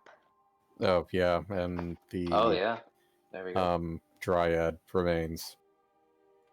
Where would Yeah. you go to ask about that? Would it be at the guild? Because the magic shop is closed currently, or is it Oh, the we're gonna go to the apothecary? apothecary. Yeah, we were gonna go to the apothecary. I figure he Yeah. might have some knowledge of magical Yeah. parts. Yeah. And I Well, need we to know go his eyes over might light to. right up.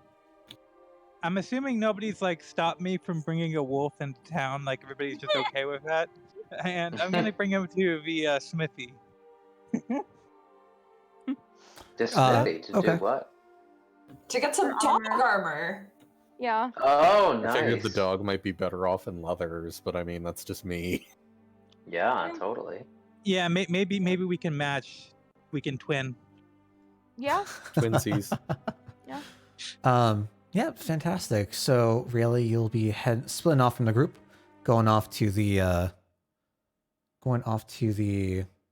armors, and the rest of the group can make their way on over to Arthur's. Yep. As you all begin to walk through the city, really, you do get a couple of like weird stares as you're just walking through with a wolf beside, like not even like a normal, say normal, I don't know, like muted, like gray or like dirty brown wolf. Now this has got like that like nice, like popping silver collar, of like Pure just breed. scruff. And so like you see the folks are like staying off like one block of the pathways, and like if they're parents with kids, like they move their kids off to their side away from you and like just like shield their eyes and like stare you down Oh, as no, you not walk the wolf. across. Can't have my kids look at wolves. Well, Like- I never. You get I think we're some. more worried about Rayleigh getting hungry. I mean, not Rayleigh. Locke getting hungry. You do get some just like stares, like here and there, but nothing to disrupt your walk through. The four of you, well, I guess five of you, you see that there's smoke coming from Arthur's chimney. Inside, through the open windows, you see Arthur like sitting down behind the counter and like talking to Rowan in the corner. Can easily just like Yep. bust open the door, come on in. Arthur takes a look at the four of you coming in, and then his jaw just drops as he sees the kid walk through the door as well. And he just kind of like falls over onto the desk, one arm just like supporting him. So you, he's okay. It's okay. So I did find a way to communicate with him, but it's only between our heads. So yeah. Also, we had a bit of a run-in with a creature. I'll go ahead and relay the information about the dryad and the apples and the pond, and then I'll pull out my flask. So after we killed it, there was this sap that came out of it, and I was wondering if it had a... Alchemical use. Yeah. Perhaps its body might be fashioned in some sort of potion. We don't know. That's why Yeah. we want to ask. Yeah. This is far beyond anything that I have the means to work with. I'm afraid if there is a use, it is unknown to me. I am sorry to say I commend you on the efforts. However, I'm glad none of you were harmed in the process. Well, I suppose we could always find someone else who has a use for it, in town when we bring him back to his parents. Risa again puts his d- addresses the shopkeeper and says, "And we commend you as well. Say we wouldn't even gotten to this point if the malnourished and uncared for kid that you see before you would have died before all this happened." He said, "But you took care of him, and you did everything you could, and we did everything we could, and it turns out we got him back. So be happy, be thankful for what you did, because we couldn't have done it without you." Your advice is well heeded, my friend. Thank you. And then he says, Alright. we don't suppose we could impose on your quality care one more night while we just for tonight before we take him back to his family for good."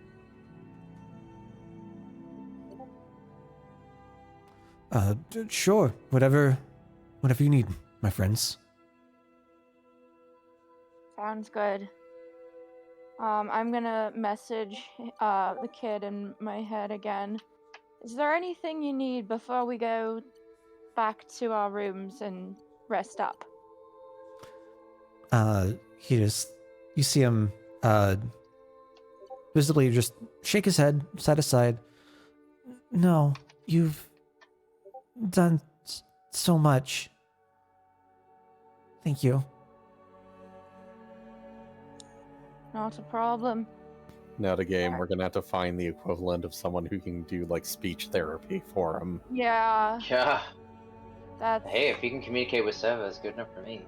yeah for now. But I But mean, not for now. But like when he returns home, that's Yeah. gonna be a problem. Oh yeah. His parents sure. might not have the same abilities that I Yeah, do. if we so- could work on that on the way, like during the 3-day journey, that'd be Yeah, good for sure. yeah, Sure. He said he talked before, so there's a chance. yeah. It's possible. Sure. And real quick, let's get to Rayleigh and get through a couple stuff. I believe that's where we'll ending for the night. Yeah, so I'll pick up the goodest boy when I get to the armory and take him in with me. And The try and goodest ask boy.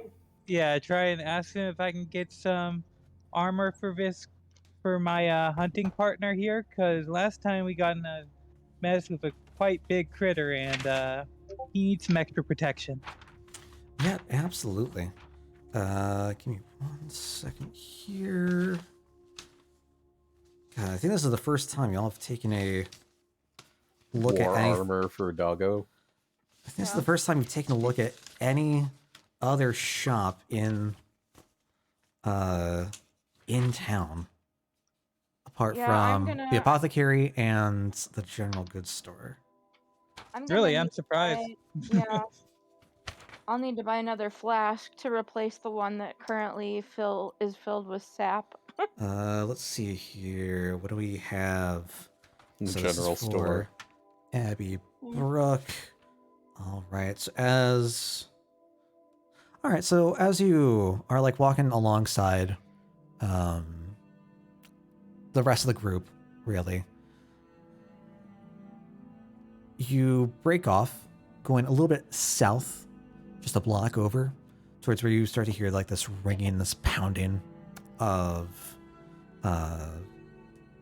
what, metalwork.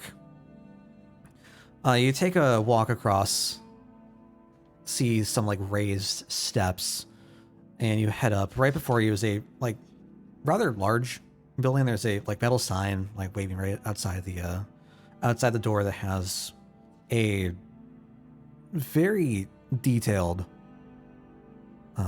engraving of a hammer and anvil on it.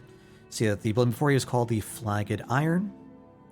And as you walk inside, you're greeted to a unique display of weapons, armament, some bits of clothing, and to your right is a human shopkeeper who greets you with a smile. Rather on the thinner, meeker, lean side. Yeah, Yeah, well, I'm glad he's smiling even though I'm carrying a wolf into his establishment. That's quite nice of him. So I need to ask him if he has any armor for my friend here, and I show him just kind of turning with Locke in my hands. Well, He need mhm. he needs something to help protect him from bigger critters. Well, from bigger critters, you say? I'm sorry to inform you, lad. We don't really have a habit of serving up any defensive armaments for critters. I'm sure the boss could probably work something up, but it might take a bit. I mean, we gotta have like the exact measurements. It's gonna be form-fitting. We don't know if the critter's gonna grow nothing. I mean, it's a whole process. I'm sure you understand. Yeah, I mean, Locke here, he listens to me very well, so I could get him to stand still and let you take measurements and everything. But before then, we need to be clear about what the price range is, so I don't Yeah. get into something that I can't actually pay for. As Yeah. you mention price, the shopkeeper's eyes just light up. You could swear you could see like gold, just like gold coins just dropping in his eyes. Gold. Well, price, you say? Well, that depends on what there you're looking for. I'd be fine with really whatever you all can do, but I've got currently around a little over 30 gold to my name. Could get more by selling some stuff, but that's what I've got currently. Well, I'm sorry, friend. Our services are a bit more exquisite than 30 gold. I mean, we're talking about custom fitting a wolf here, it seems. I mean, even if it were just, bits of leather altogether to form some form-fitting outfit, I mean, talking at least, I don't know, in the realm of 60 gold. Okay, I'll have to see if I can get someone to buy this, and I bring out a drift globe out. Because I can probably give him money if I can find someone to give me a fair Oh. shake on this. I don't. Who is currently in possession of those hammers that we took off of the bugbears? Didn't I take those like at the end of the night that one time? Yeah, I do have one of the rose javelins on me, but that's all I've got as far as extra equipment that I can't use. it's up to you if you want to sell that. I mean, I could Yeah, bring I it won't out be too. hurt. I would be happy to give those to the cause of, protection for the wolf. Yeah. As long as there isn't any other like investigation aspects of those javelins. Like, I mean, we've kind of done it. Like, that's it, right? We killed the guy and rescued the boy, and that's it, right? Done deal. But, Yeah, so I want to ask him if he knows anybody who could potentially buy either of those from me. Yeah, and it depends on their worth too. Like, if it's not gonna be a whole lot for him, The then drift there's no globe's point. gonna be worth like at least, I think you said 150. What was it, Dale? Really? I think average cost is like 150, yeah. Yeah, 150 gold. Okay, so if they're that good, we may even just be able to get away with selling one, and then Yeah. we could still keep one in the interest of just having like a sort of clue to any further this whole like. That is kidnapping dependent thing. on if you can find a buyer. Yeah, however. yeah, exactly. So as Which you is like why I produce was a couple asking. of the items that you'd come across the past few days, he whistles as you produce the rose javelin.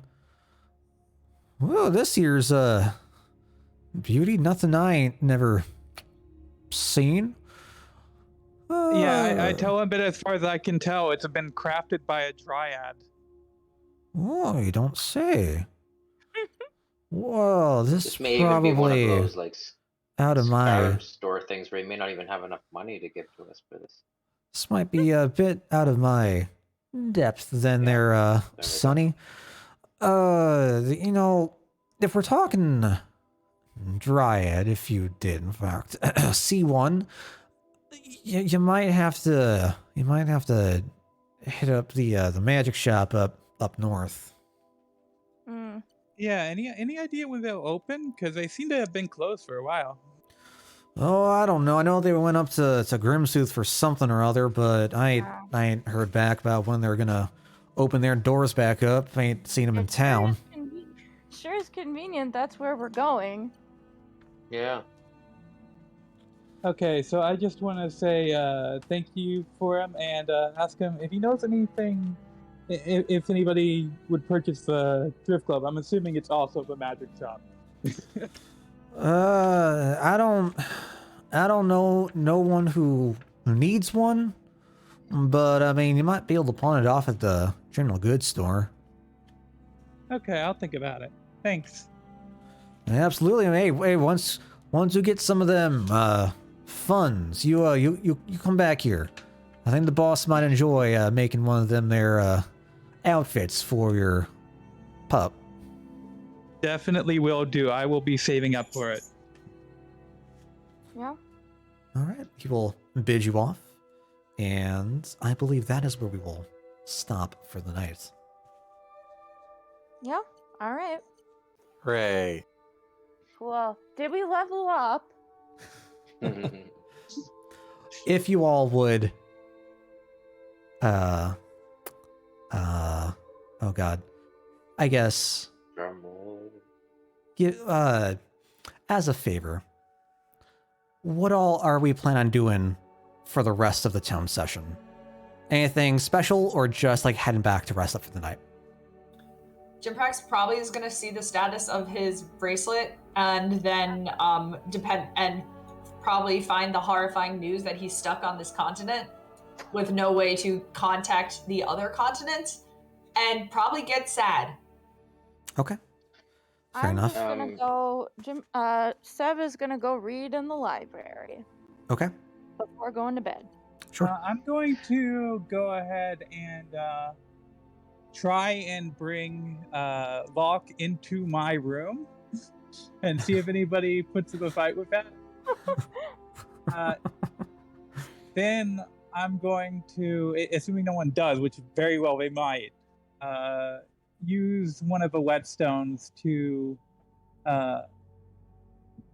make some of my arrows better.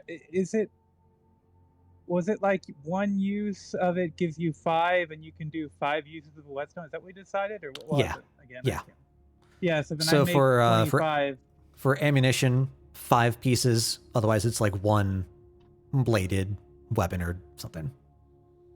Yeah. So if a whetstone has 5 uses, or does it only have 1 use of 5? I don't remember what it was.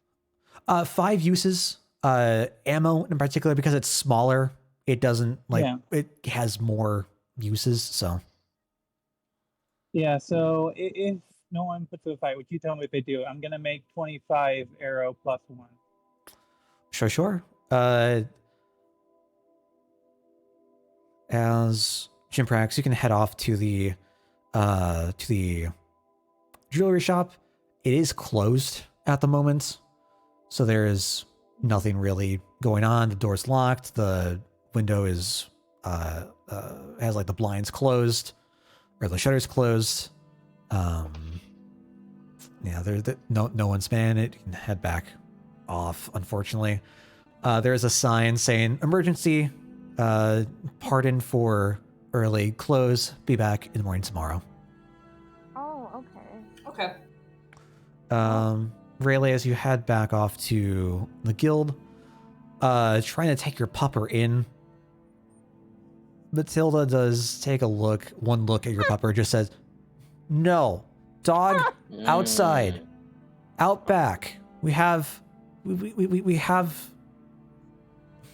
just like brings her hand up to her forehead.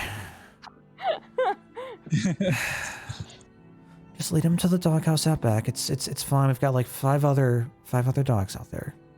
Okay, thank you. It's probably fine. And so I'll I'm gonna have bring fun. over Locke, and I'm gonna explain the situation to maybe use my last cast of magic to make sure he's okay with everything. So I'm just, hang on. I have a really silly idea. Oh no. Let me check something real quick. But a way we might, yes. So it is possible to get him in there. I can cast invisibility on him, and you sneak him up the stairs if you want.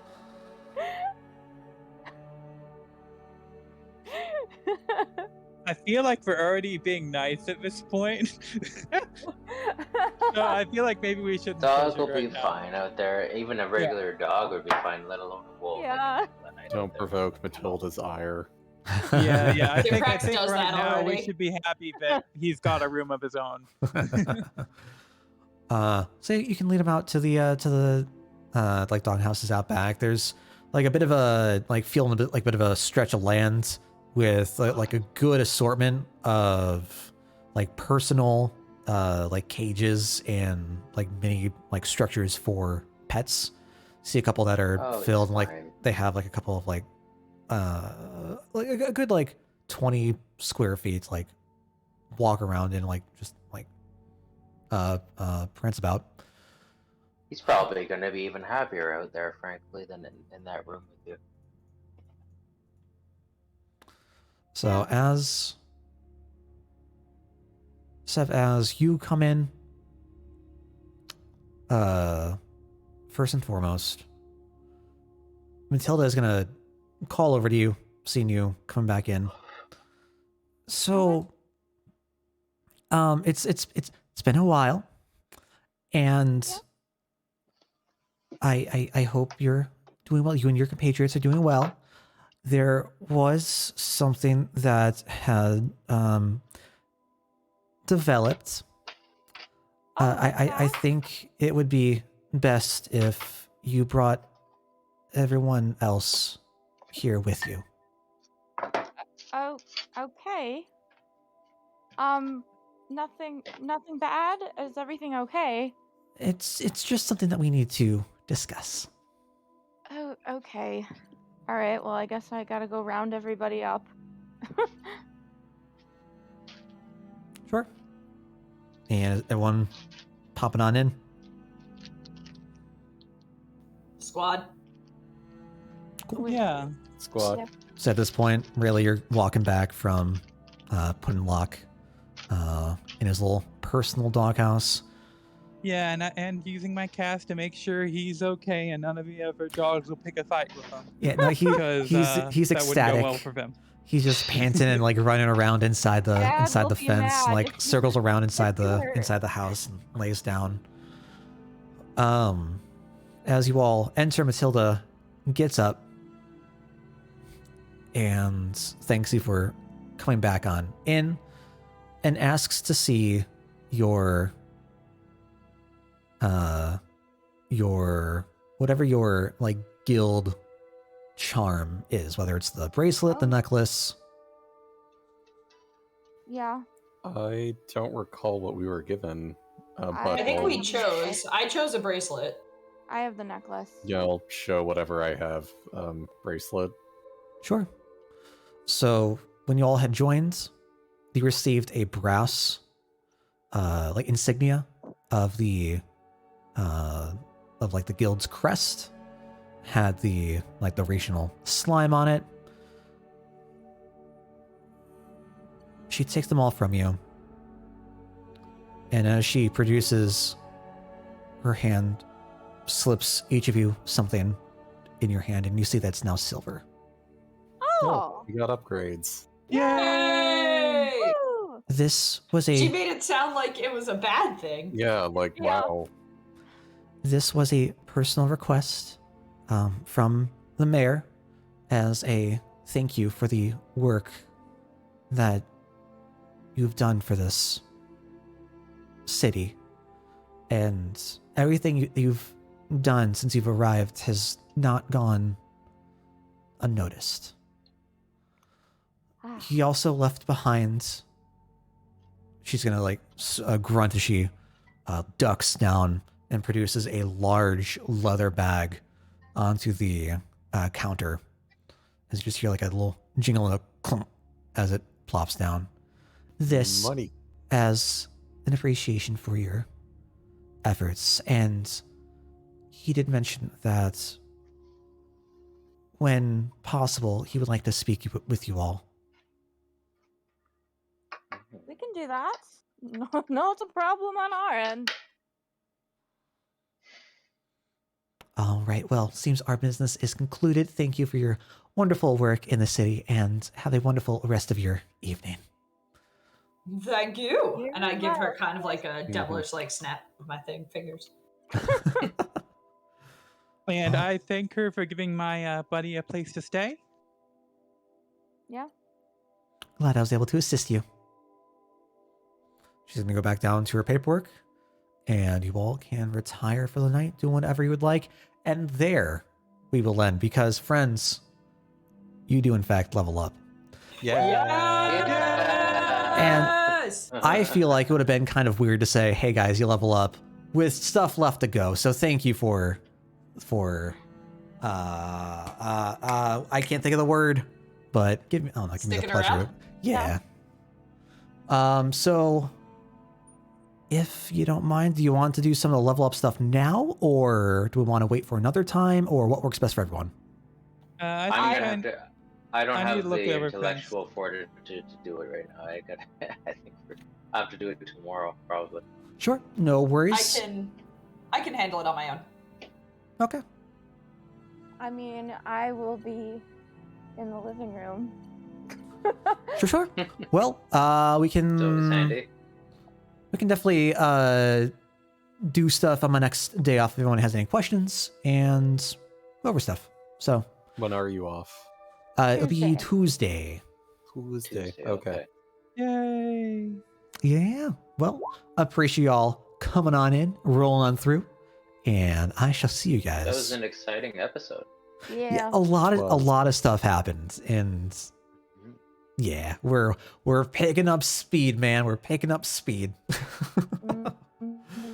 Anyways, enjoy the rest of your night, all. I shall see you next time. Take care. Bye. Bye.